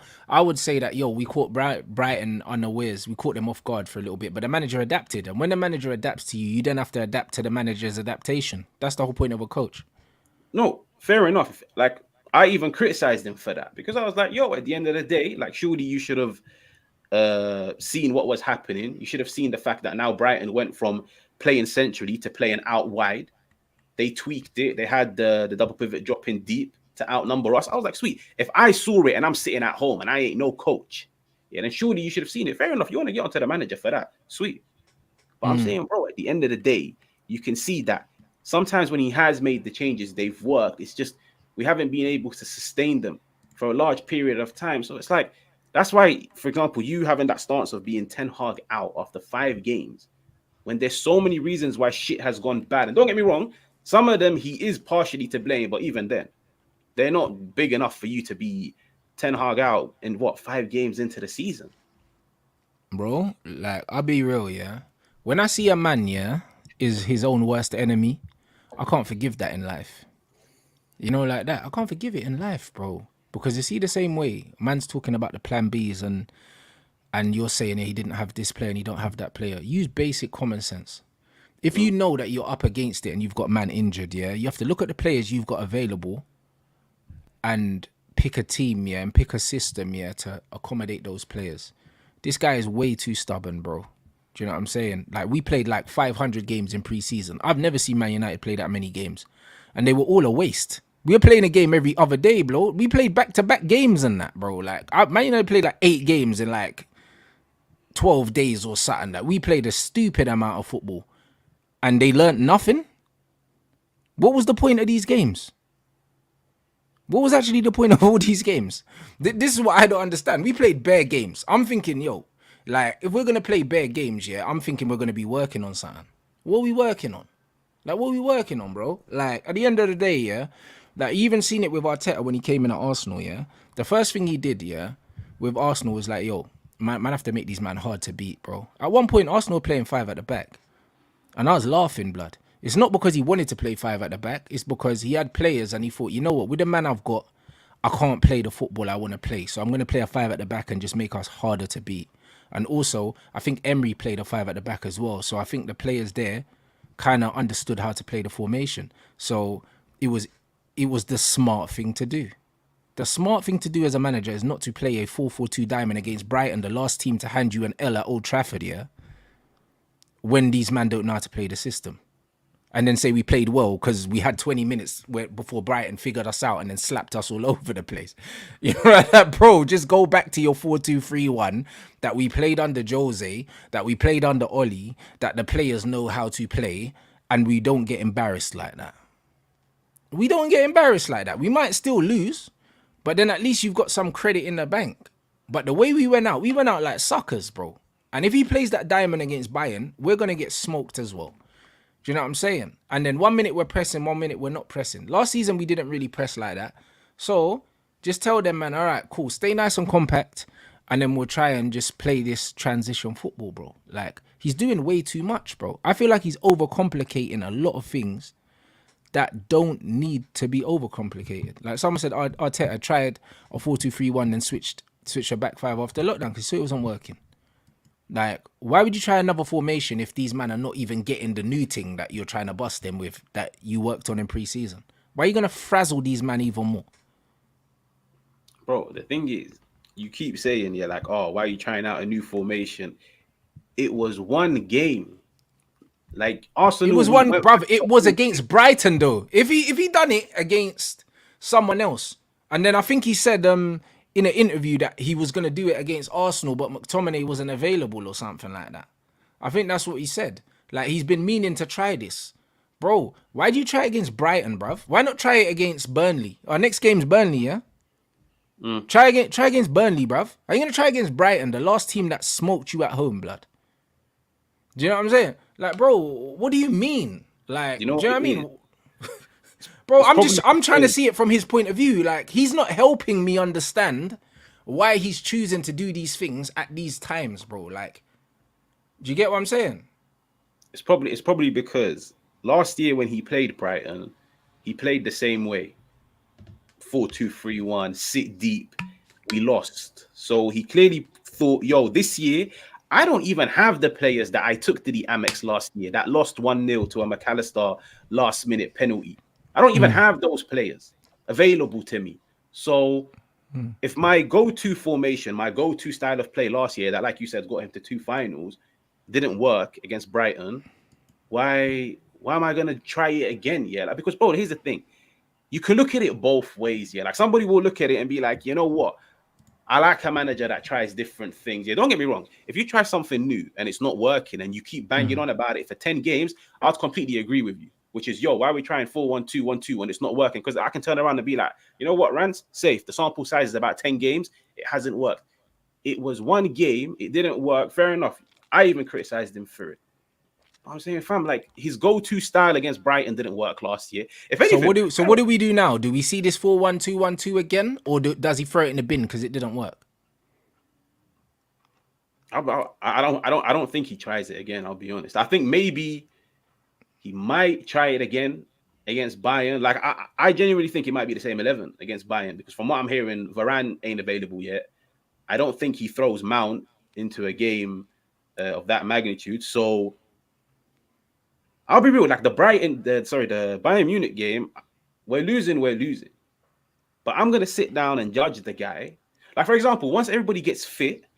If he decides to do 4-1-2-1-2, then I'll be like, you know what, cool. Like, what go on with the wingers?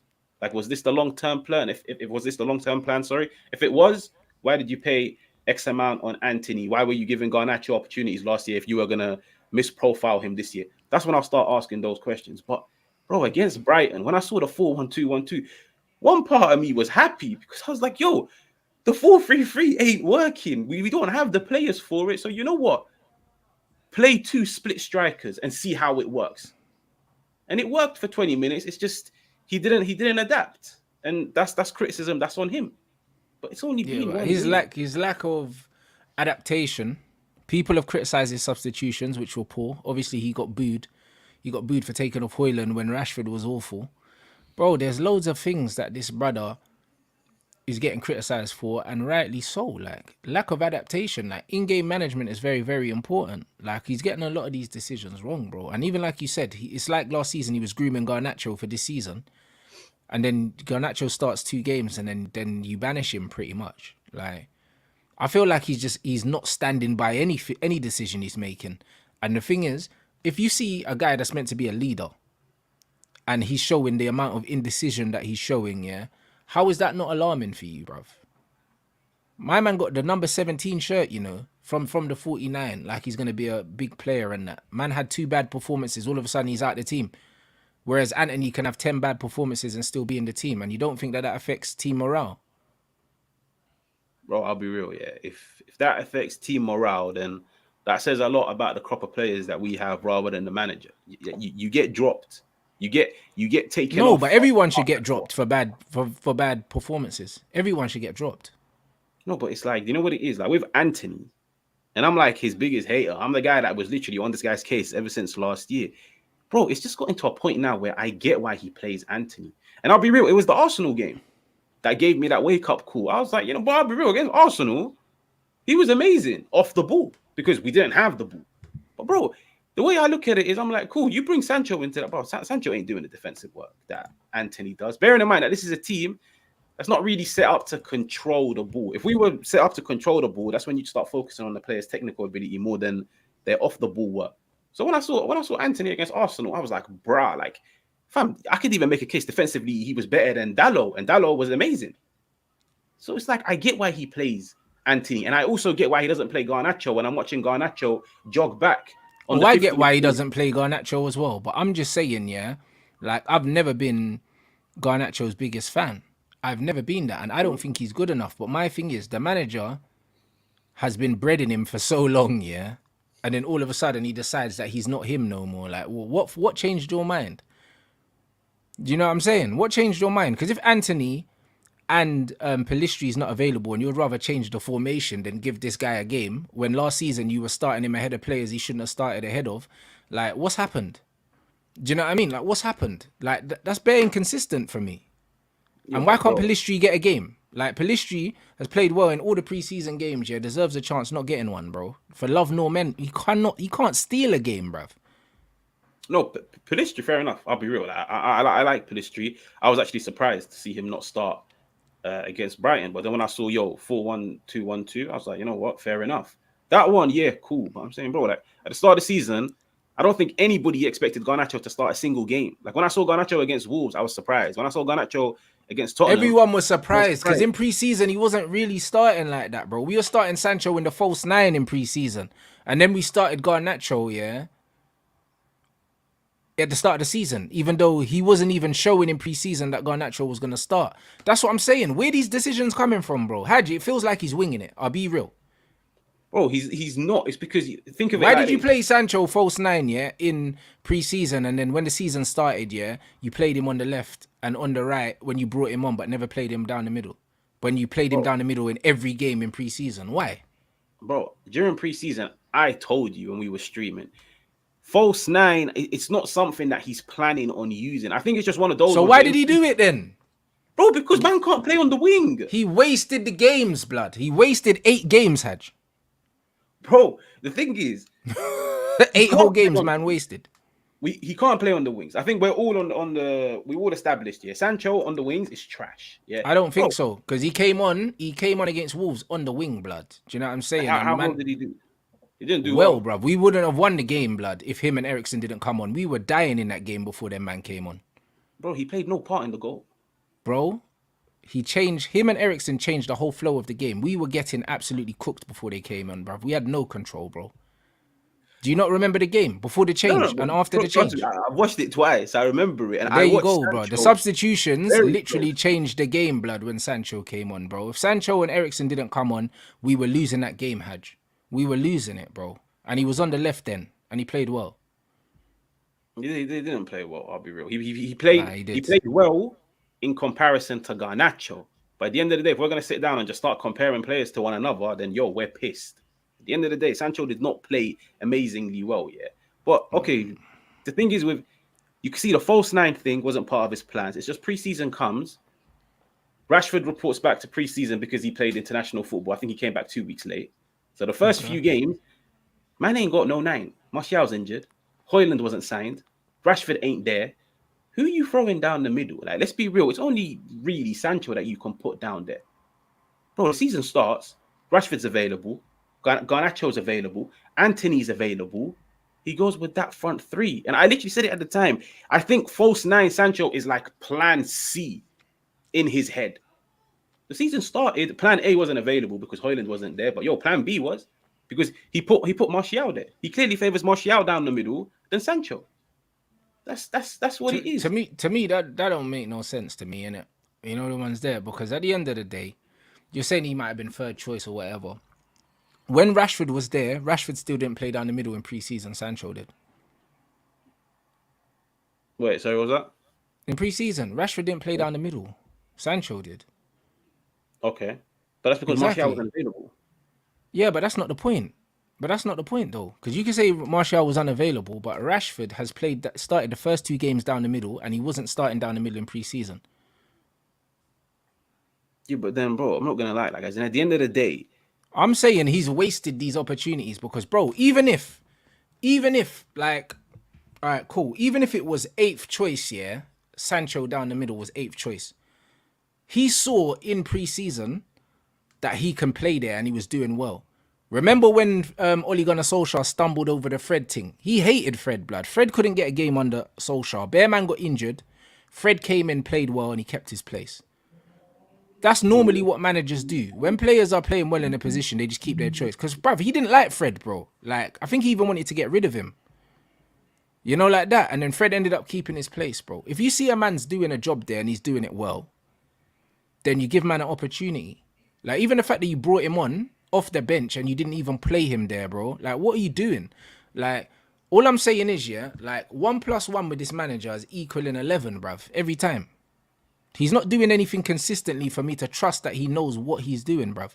Because, yeah, cool, we didn't have Højlund. But even the Højlund and Rashford thing in a two up front and that, why would he think that it would work when Rashford don't pass, bro?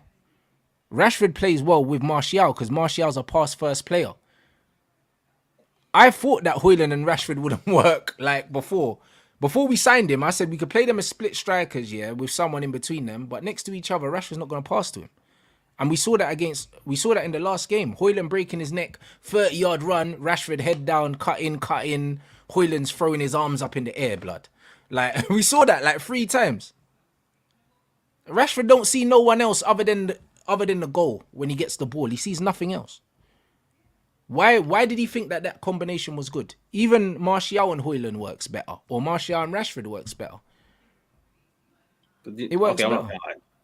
In regards to that point, yeah, I had my own reservations in terms of Rashford and Højlund. But bro, with the whole Sancho false nine thing, the reason why when the season started he just put Rashford down the middle was because Rashford's best form last year came when he was down the middle. So now you're looking at what? Did it? Sancho good form, false nine in preseason, Rashford good form, Premier League season. Bro, which one are you going to pick out of the two? Did it? Did it really? Look, Rashford, don't get me wrong, in my opinion, like, of course, the numbers overhype the thing, yeah, but I'm not going to sit down and discredit the guy, yeah. Like, the guy Rashford's a lot better out wide than down the middle, bro. I think everyone knows down the middle, Rashford doesn't offer you anything. Bro, I'll be real. In my opinion, he's better down the middle than he is out wide. I think out wide he's trash. I actually think out wide he stinks. What does he do down the middle? Because he can't play back to goal. He can't link play. So what does he do? He just runs in behind, but he can do that out wide. Bro, the thing is, out wide, I'd be asking way much more of him. For example, like out wide, I'd actually need some diversity to his game. What's the point of me having a guy out wide that just picks up the ball, cuts in and shoot? You know what? Say, I'll just put you up front. Just but what's the point of having a guy up front that's not a focal point? What's the point in that? Bro, the thing is, we don't have to use him as a focal point. We didn't use him as a focal point last year. We just kept him as like a final action player. Just feed you opportunities in behind. You're in 1-on-1, score, put a cross into the box, header it into the goal. That's you can do that from out wide though. You can do that from out wide though. And the thing is, last year the focal points tended to be what? When we had Weghorst in the team, or when we had Martial in the team. Rashford's best form last year was down the middle.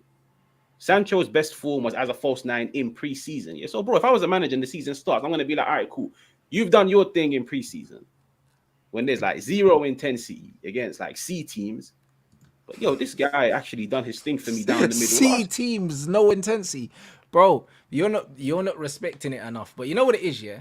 All right, if you're using that logic, your logic is the manager's reverted back to what he knows Rashford can do from pre-season, yeah? I mean, from last season. So why would he not revert back to the formation as well? If you're going back to what you know, why are you going to try and invent some new formation for these men to play that they don't know how to play? If we're going back to what we know, you do know it's the same formation. It's just more aggressive. No. 4-1-2-1-2 is not the same formation as 4-2-3-1. Bro, it's literally let's be real. Like 4-2-3-1, 4-3-3. It's partially the same. It just means rather than having a double pivot, now you have a single pivot. Yeah, but that completely changes the dynamic of the team completely. But the thing is, bro, it's like if you were looking at the team and like, here's the thing: last year, everybody was annoyed because everybody was like, "Bro, we're Man United and we've got a defensive line as deep as West Ham." You know what? Sorry, it is what it is. I might allow it because it's the first season. Yeah, bro, I can guarantee you, if this season started and Man United were camping the box, everybody, including me, I would be losing my shit because I'd be like, "Yo, this is second season and we're still playing the exact same way." I don't give a shit if it worked last season. I want to see some form of improvement. So you can clearly see with this year, he's like, cool, I'm not going to have a double pivot. I'm going to have a single pivot and I'm going to push our body more forward to try and get more control of the game, to try and press higher up the field. It's been 5 games. It's worked in moments. It hasn't worked in other moments. But most importantly, there have been injuries. And the thing is, at the beginning, you were saying, yo, why doesn't he revert back to old ways? Bro, putting Rashford down the middle, he's reverted back to old ways because Yeah, that's but what he why did. do it half-heartedly? That's my thing with this manager. He does everything in halves, bro. If you want to get rid of Maguire, fully get rid of man.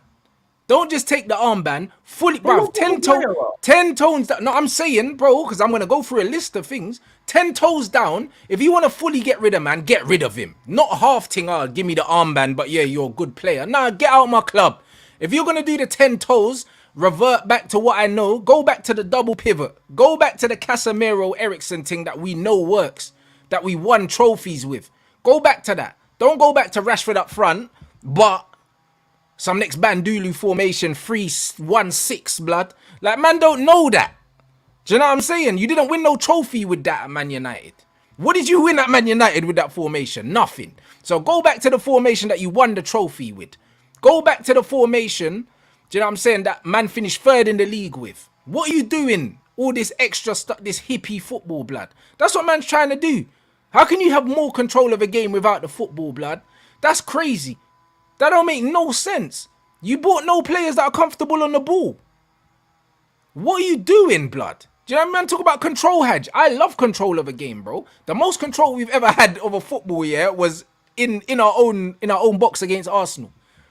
That's what control looks like, blood. They just popping the ball around, passing to the right colour shirt for once. Do you know what I mean? And as soon as we try and get expansive, we lose it. Bro, it's crazy, HAJ, bro. We've not had no control in this new way of playing. None whatsoever. No control, blood. You could argue that under this manager, we've never had control of the ball, blood, at any point.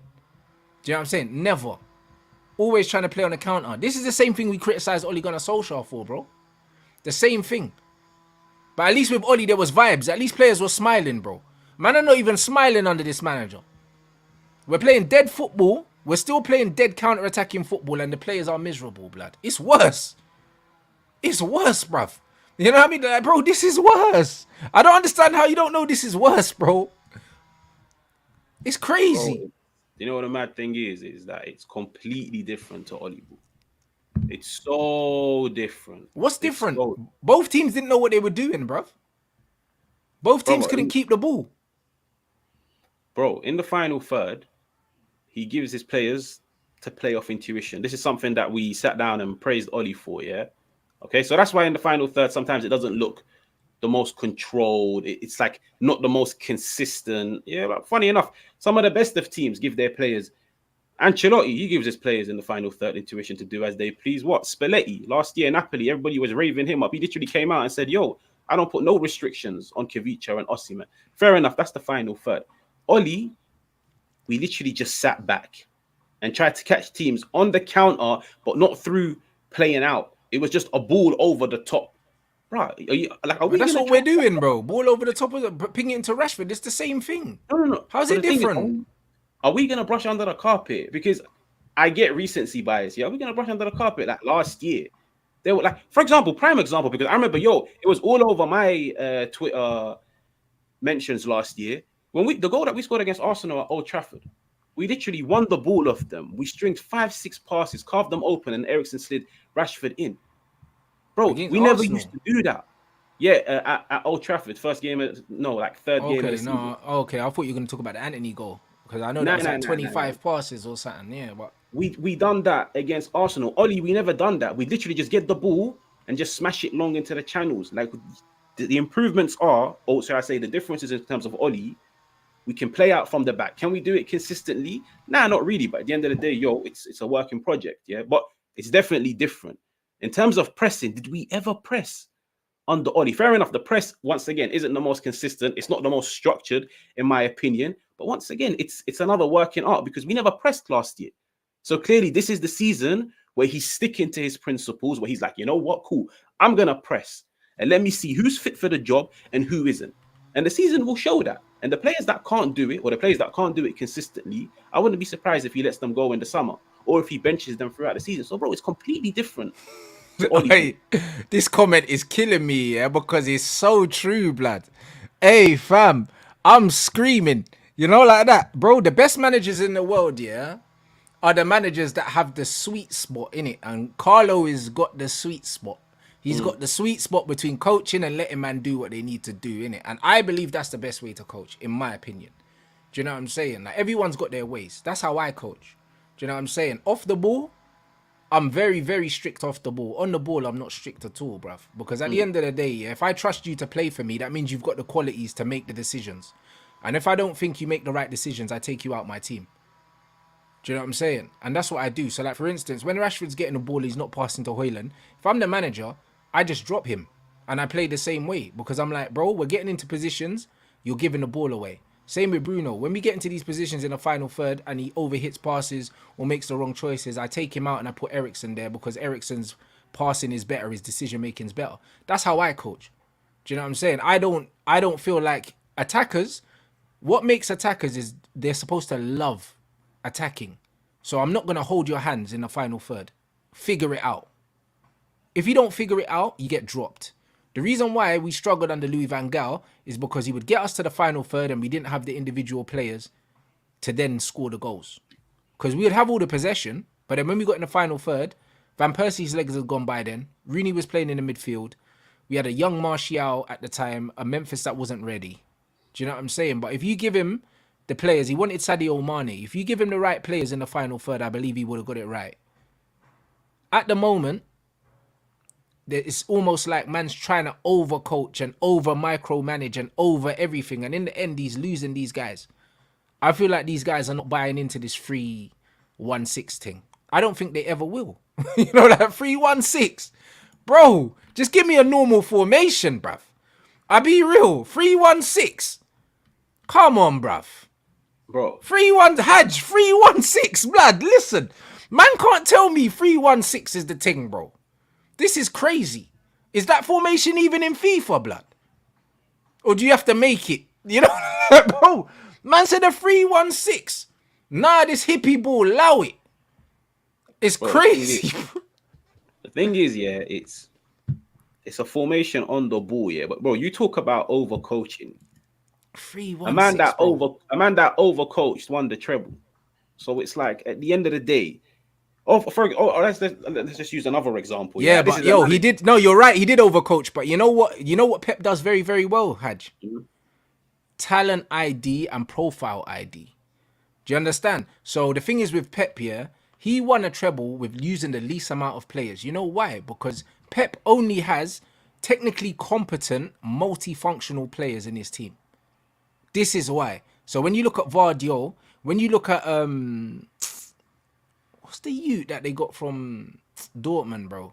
Akanji. Ake. Ake can play left back, left centre back. If you want to play him DM, he could play DM. Pep got a team full of players that can play 3 positions because that's a prerequisite for him. So even though he overcoaches, yeah, he also picks players with a very, very high technical level and also a high IQ level because he demands it. Mason Mount don't play for Pep Guardiola. Do you see what I'm saying? So even though Pep does overcoach, yes, but he picks players that are very competent. Very competent on the ball. Our manager's picking players that are not good on the ball, like Rashford, like Bruno, like Mount. They're not good on the ball, and they're not high IQ players either. And then you expect them to play without the football, bro. At least Jose would pick intelligent players to play without the ball. That's how he won with Inter. He picked intelligent players. He had Samuel Eto'o playing at left back, bro. But at least he had intelligent players. You've got a bunch of incompetent footballers technically and tactically trying to play a formation that's not very...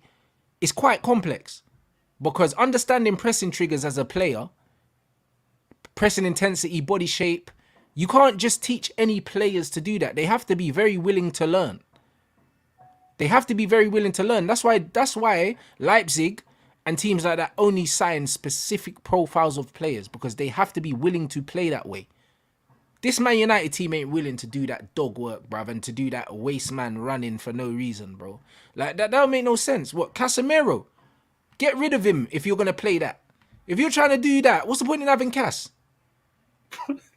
Bro, I What's the literally point in said having? that at the beginning and you disagreed. No, but he brought him in though. Yeah, but bro, I'll be real. Okay, if we're gonna He start brought him sitting in though. down, You don't bring in someone as good as Casemiro to not build the team around his strengths. That's ludicrous. bro, That's like Harry Kane. When the man was saying Man United should get Kane, I said if Man United get Kane, scrap the pressing thing, because you can't ask Harry Kane to press. It's disrespectful. You can't do that, bro. You have to build the team around your best players. Man United keep shagging the thing. We done it with Pogba, brought him in, and then wanted him to be the flipping Swiss Army knife, bro. You don't, bro. Pogba's not a Swiss Army knife. That's what man keep doing. We keep bringing in quality players and then getting them to do some foolishness, bro. Like, it doesn't make sense. If you got Harry Kane, you don't get man to press.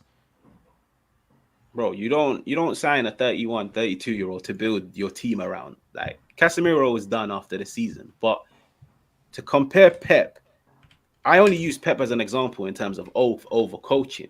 Bro, at the end of the day, man is not set up to play the same ball as Pep. I can guarantee I you, he would. know, but what I said is the overcoaching, yeah, is that is not as important as the profile of players and the level of players that he targets. So it actually cancels it out. So even though he's not getting the best Grealish, he still gets a good enough Grealish.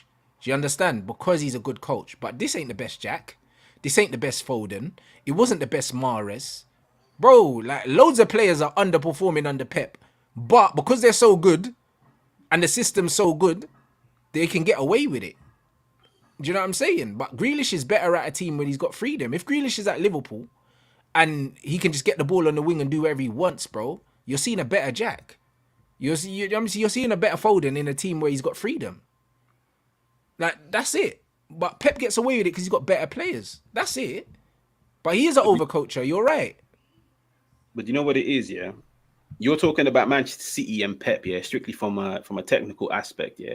In my opinion, the three best teams in the league, in my opinion, are City, Arsenal, and Brighton. And the funny thing is, all three of them have one thing in common: off the ball, they're animals. The thing is, I agree with you in terms of fair enough. You want to bring some control, yeah. You need some more technical players. You need some controllers. You need players that can Animals off occupy the certain ball. In zones. what sense? What sense? Because In what? I don't necessarily agree. In what In what? sense? When you say animals, in what sense? So when you sit down and watch City, Brighton, and Arsenal, yeah, do you not see the way these men recover the ball once they lose it? City literally win the ball back, yeah, like I think within 3-4 seconds once they That's turn it one over. that's one team though, because you could argue that Liverpool off the ball are way more intense than all of these teams. No, that might be your opinion on it. Yeah, in my opinion, I think those three, and the only reason why I mentioned those three is because those three are very similar in play style. Liverpool don't Yeah. play like Man City, Exactly. You know why they're similar in play style? Because you're thinking about what they do on the ball. That's why but they're the best three teams, because of what they do on the ball, not because of what they do off it. But the thing is that if you want to build a team, because when you look at all of those managers as well, when they built their teams, when they first walked in, the first area that they prioritized, the first area where they were like, listen, I need to strengthen this area, then I'm going to move on to the more technical side of the game. I need to raise the overall physical levels of this team. I need to have a team that can press. I need to have a team that can win the ball back. After that, that's when I'm going to start focusing on Sweet, who can do this, but at the same time bring some quality on the ball. And that's when they begin to phase out certain players. This man has walked into this team, and I can guarantee you he could put all the players that everybody loves, the Sanchos, the Donnies, the Martials. Bro, yeah, these men will be nice in possession. I guarantee you all three of them will be pathetic off the ball. He's walked into a team where he's like, for the time being, I want you, man, to be one of the most dominant in the league off the ball. And the funny thing is, you might disagree with it, but Manchester United literally this year topped the charts in terms of pressing. Every single form of pressing, every single metric of pressing, whether it's first phase, second phase, third phase, whether it's intensity in terms of how many passes the opposition players play before we intercept it, we literally top every single chart. Bearing in Cool. mind we've had 11 injuries. And why? And why is it? Because you've set this up nicely. And why is it, yeah, that Man United disintegrate after about 30 minutes of playing that way? This is the same reason that I've been saying ever since preseason. I just don't think this team is fit enough. I don't think it's the fitness. Because you So know think when they you just give recover, up? you know when you recover in football, when you have the ball. The problem is these guys can't keep the ball for 2 seconds, mate. And that's because of the managers that the players that the manager signed. Do you know what I'm saying? How you recover on the ball is by keeping it. Even as a futsal coach, yeah, we have our breather by keeping the ball. You guys have seen some of my content. Sometimes we play fly goalkeeper and we go 5 outfield and leave the goal open just to have a breather, just to keep the ball, knock it around. Like, you recover on the ball. Off the ball is not your time to recover. It's your time to win it back. You get a breather on the ball. The reason why Man United get tired is because they get the ball back and then give it away straight away. So they spend the whole game running. Arsenal don't spend the whole game running because Arsenal can keep the ball for 2 minutes. City can keep the ball for 2 minutes. City recycle and go all the way back to their goalkeeper and start all over again. You've seen it loads of times. Walker goes straight back to the goalkeeper and they'll start again. Keep the ball for 2 minutes. Man United get the ball, give it to Bruno, hoofs it, lost it. Oh shit, defending again. Give the ball up to Rashford, head down, runs into someone. Oh no, defending again. You know, bro, that's literally why we get tired, because we can't keep the ball. Do you know what I'm saying? That's why. The thing is, there's some truth to that, but I think you're exaggerating it, because the thing is, you're moving like Man United average 10% possession. Like, even in We terms do of in areas that matter. We do though. All the possession we have is in our own half. Yeah, but if the point is to retain the ball for the players to rest, it doesn't matter where they retain it, whether it's first, second, or third. It At does. the It end of does the day, matter rest is because the if rest. no, it does matter because the closer to your goal you lose it, the more in danger you are of conceding a goal. That's basic. That's basic facts. Yeah, but at the end of the day, surely that's the main reason why we signed players that are competent on the ball, like a goalkeeper, like Alessandro Martinez, like a Varane, who's decent. I don't think he's decent, but he's competent. Yeah, but Like a Dallo. you're still in Everybody more. wants. But you're still in more.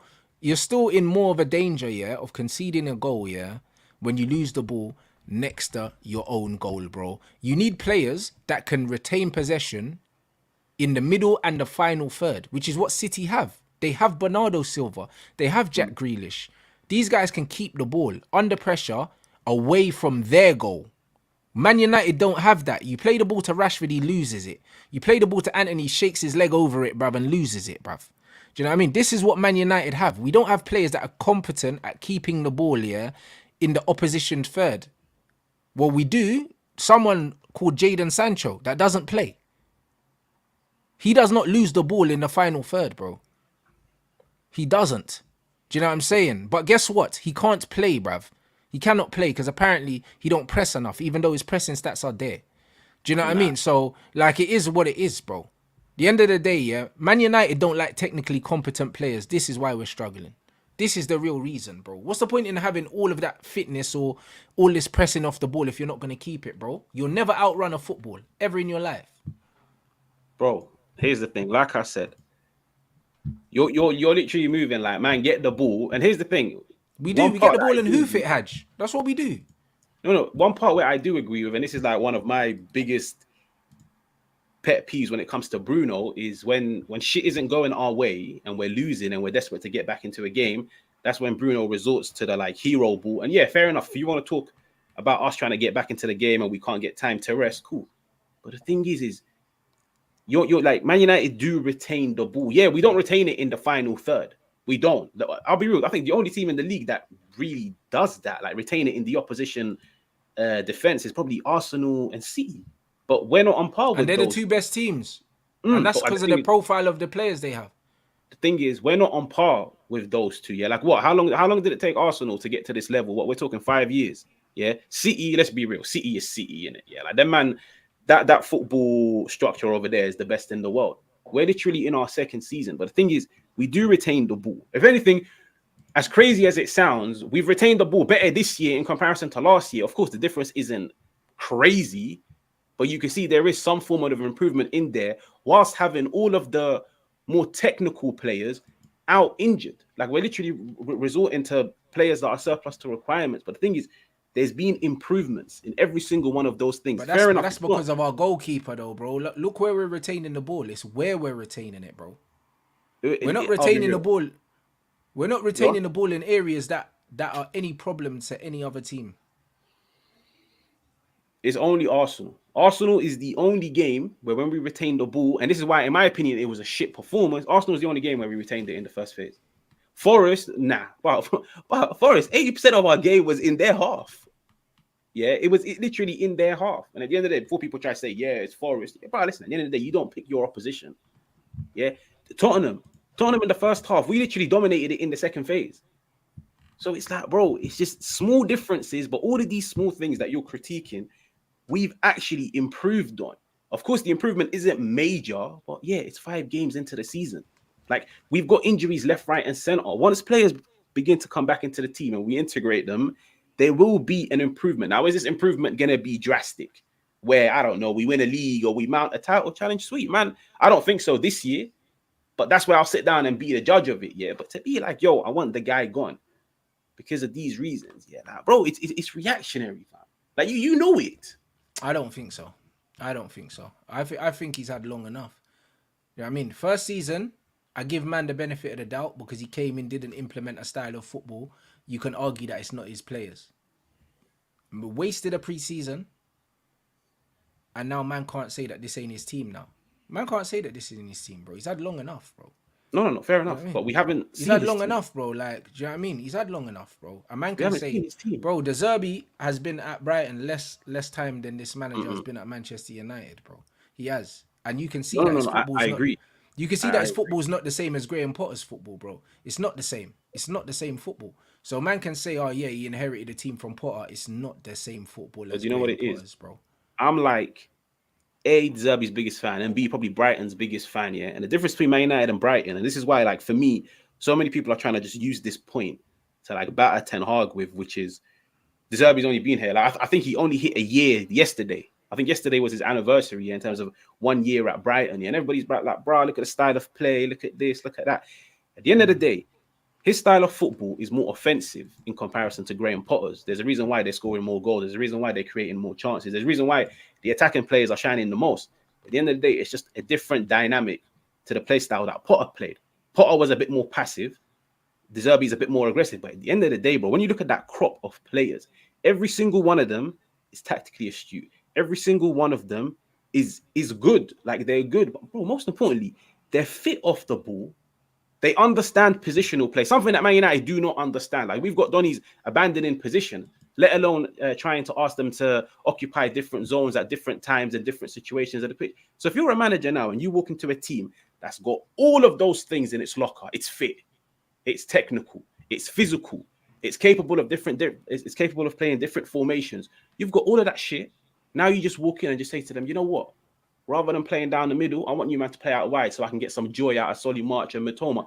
It's going to bang. This guy's walked into a team, by the way.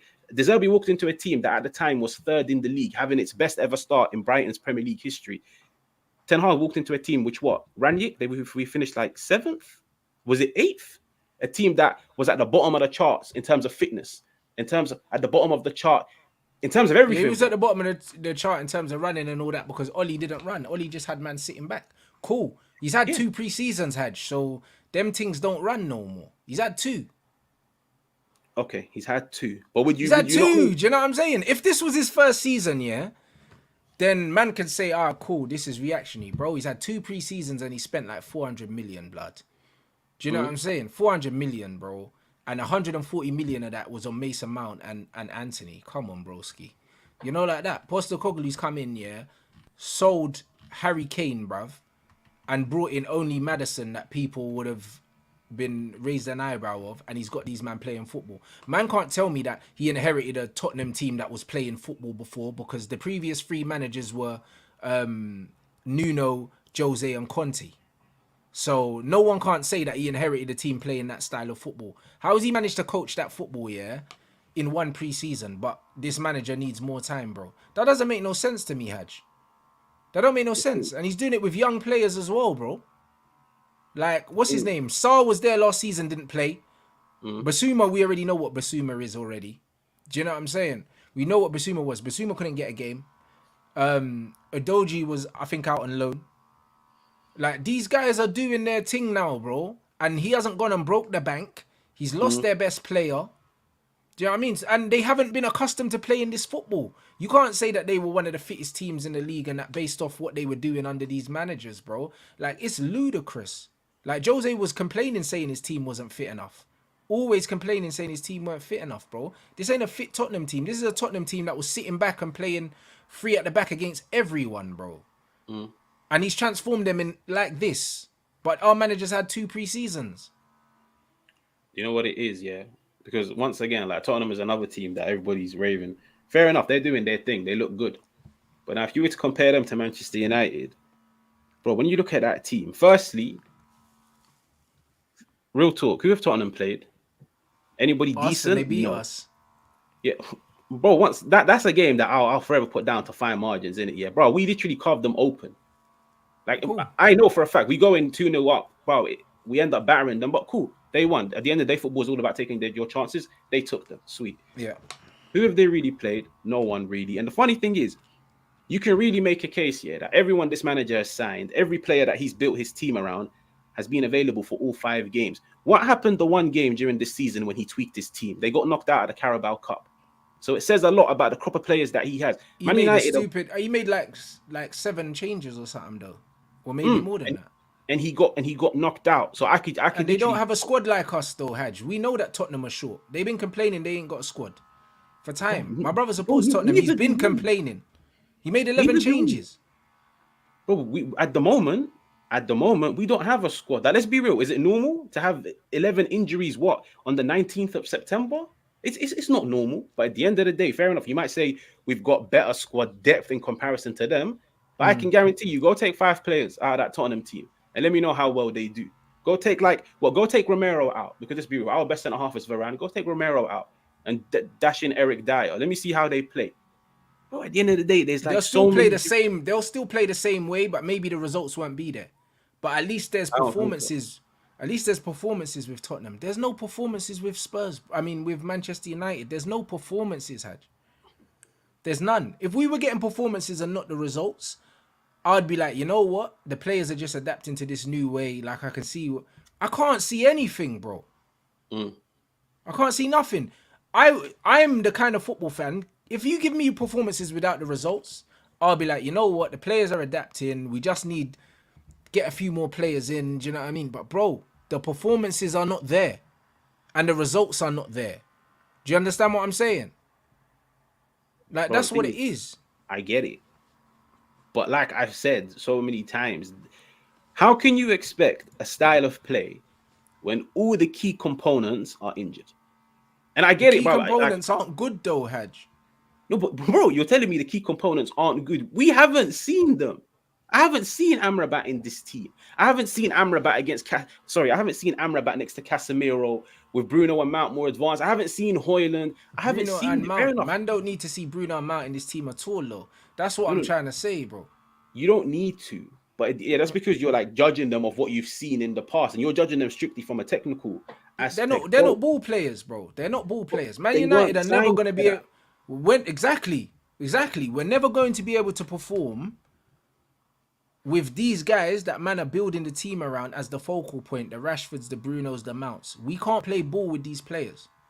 We can't. We can't, Hatch, bro. We cannot.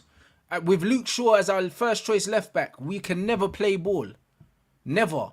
Like, Wan-Bissaka displaced Dallo at right back. If you want to play progressive football, you don't play Wan-Bissaka at right back. I don't care. Do you know what I'm saying? For all of his supposedly defensive deficiencies, on the ball, Dallo is a very good player. And he's very good going forward. And he locked up Saka, so he can't be that bad defensively. It's overstated how bad he is defensively, yeah, because we don't play progressive football.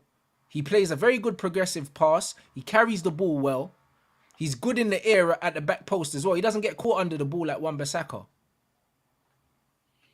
We're not playing progressive football with Wan-Bissaka as our right back, bro. That should have been the telltale sign to everyone that the manager didn't want to play progressive football when Wan-Bissaka came back in the team. We're bro. not trying to play. We're not trying to play football, bro. Bro, at the end of the day, if it's gonna come down to Mount and Dallo, yeah, I think Wan-Bissaka's form alone put Dallo on the bench last year. Like, let's not make Now it seem Dallo like got that. Dallo injured, was good and up until then the that's World Cup. why Dallo got injured, bro. Because Dallo had a good World Cup. Bro, I'll be real. Safe, you got injured. So what does that mean? If you get injured, you can't come back. You can't go back to being good. Whenever he came on, he was trash. Fair enough. This year, it's like the polar opposite, which is Wan-Bissaka's injured. Now it's Dallo's opportunity to cement his spot into the team. Sweet. And I'm not even gonna lie to you. I agree. He's good defensively. I don't think he's good going forward. Like, he beats his man and crosses the ball out of play. But cool. I'm saying, bro, at the end of the day, I'm gonna see me and you and everybody sit down and judge this team, because this whole point of no style of play, I'll literally like repeat it. Go to any team and take the key components. There is no style of play. I can guarantee you, because I'm certain. Take Romero out, put Dyer. They don't play the same way. Take Van de Ven out. Take Udogi out. Put Perisic and ask So you Perisic to think do that what this is Udogi does. solely on the players? Sorry, So you think Tottenham, the way Tottenham are playing, is solely on the players? bro. I'm not gonna lie to you. Like, as in, the man has walked in, and the funny thing is he's literally brought in the majority of the man that didn't play last year under Conte. It was Skip. It wasn't Saar.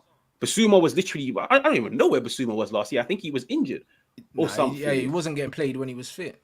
Bro, he walked in, and the thing is, he focuses on the more technical side of the game. Yeah, he But focuses I'll be on real. the ball, playing But on the most ball. importantly, it's a fit team. Like, this is a team, you do know that, like, last preseason under Conte, everybody was seeing the videos of them doing laps, Son's dropping to his knees, yeah. And the thing is, truth be told, it's no surprise. Tottenham have played 5 games this season, and physically, they've edged every single one of their opponents. Manchester United, like, for example, if I was to look at sprints, I think they hit double of ours. Bro, if you walk into a camp and it's fit and it's capable, because by the way, Tottenham press.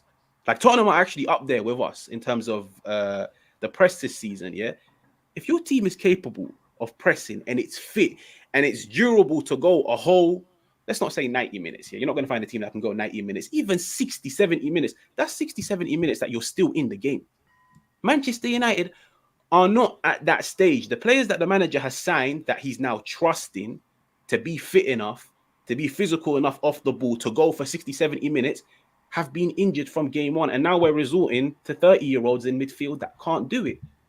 So that's why it's like, just give it time. I'm judging the guy, like I said, once everybody is brought in, that's when I sit down and I'll be like, sweet, now you've got your Mounts, now you've got your Amrabat, now But you've what got your... happens if all season, yeah, we don't have everyone available? Because that is possible. It is possible. It is possible. And Yeah, then but then where do we finish? What happens? We're supposed to no, be, oh, can we just say, you know what, the manager didn't have everyone available, so it's all right to finish 8th and not win anything? no, because let's be real. If that was to happen, then let's be real. It's a crazy season, but that's when I'll be like, you know what, cool. If you realize, yo, player A is injury prone and man just got a 4-month injury, yo, you've got 4 months now to coach that replacement or to tweak the team to accommodate that replacement, which is what he tried to do against Brighton. He tried to tweak the team in favor of some of the players that he had to brought in, but clearly people are against that move because we lost. That's when I'll look at him. But I'll be real. I don't expect us to have 11 injuries the whole season. But we just have to see, man. Do you know what I'm saying? We'll just have to see. I'll be real, man. But yo, this has been a lit show, people. The link to HAJ's show is pinned or to his channel. Make sure you subscribe to that, people. Elite content, bro. And get them likes up, man, as well. The likes are low, bro. We got 1,500 in here. We just about got 500 likes, but I need 1,000 likes, bro. Do you know what I'm saying? You lot got an epic show, epic debate.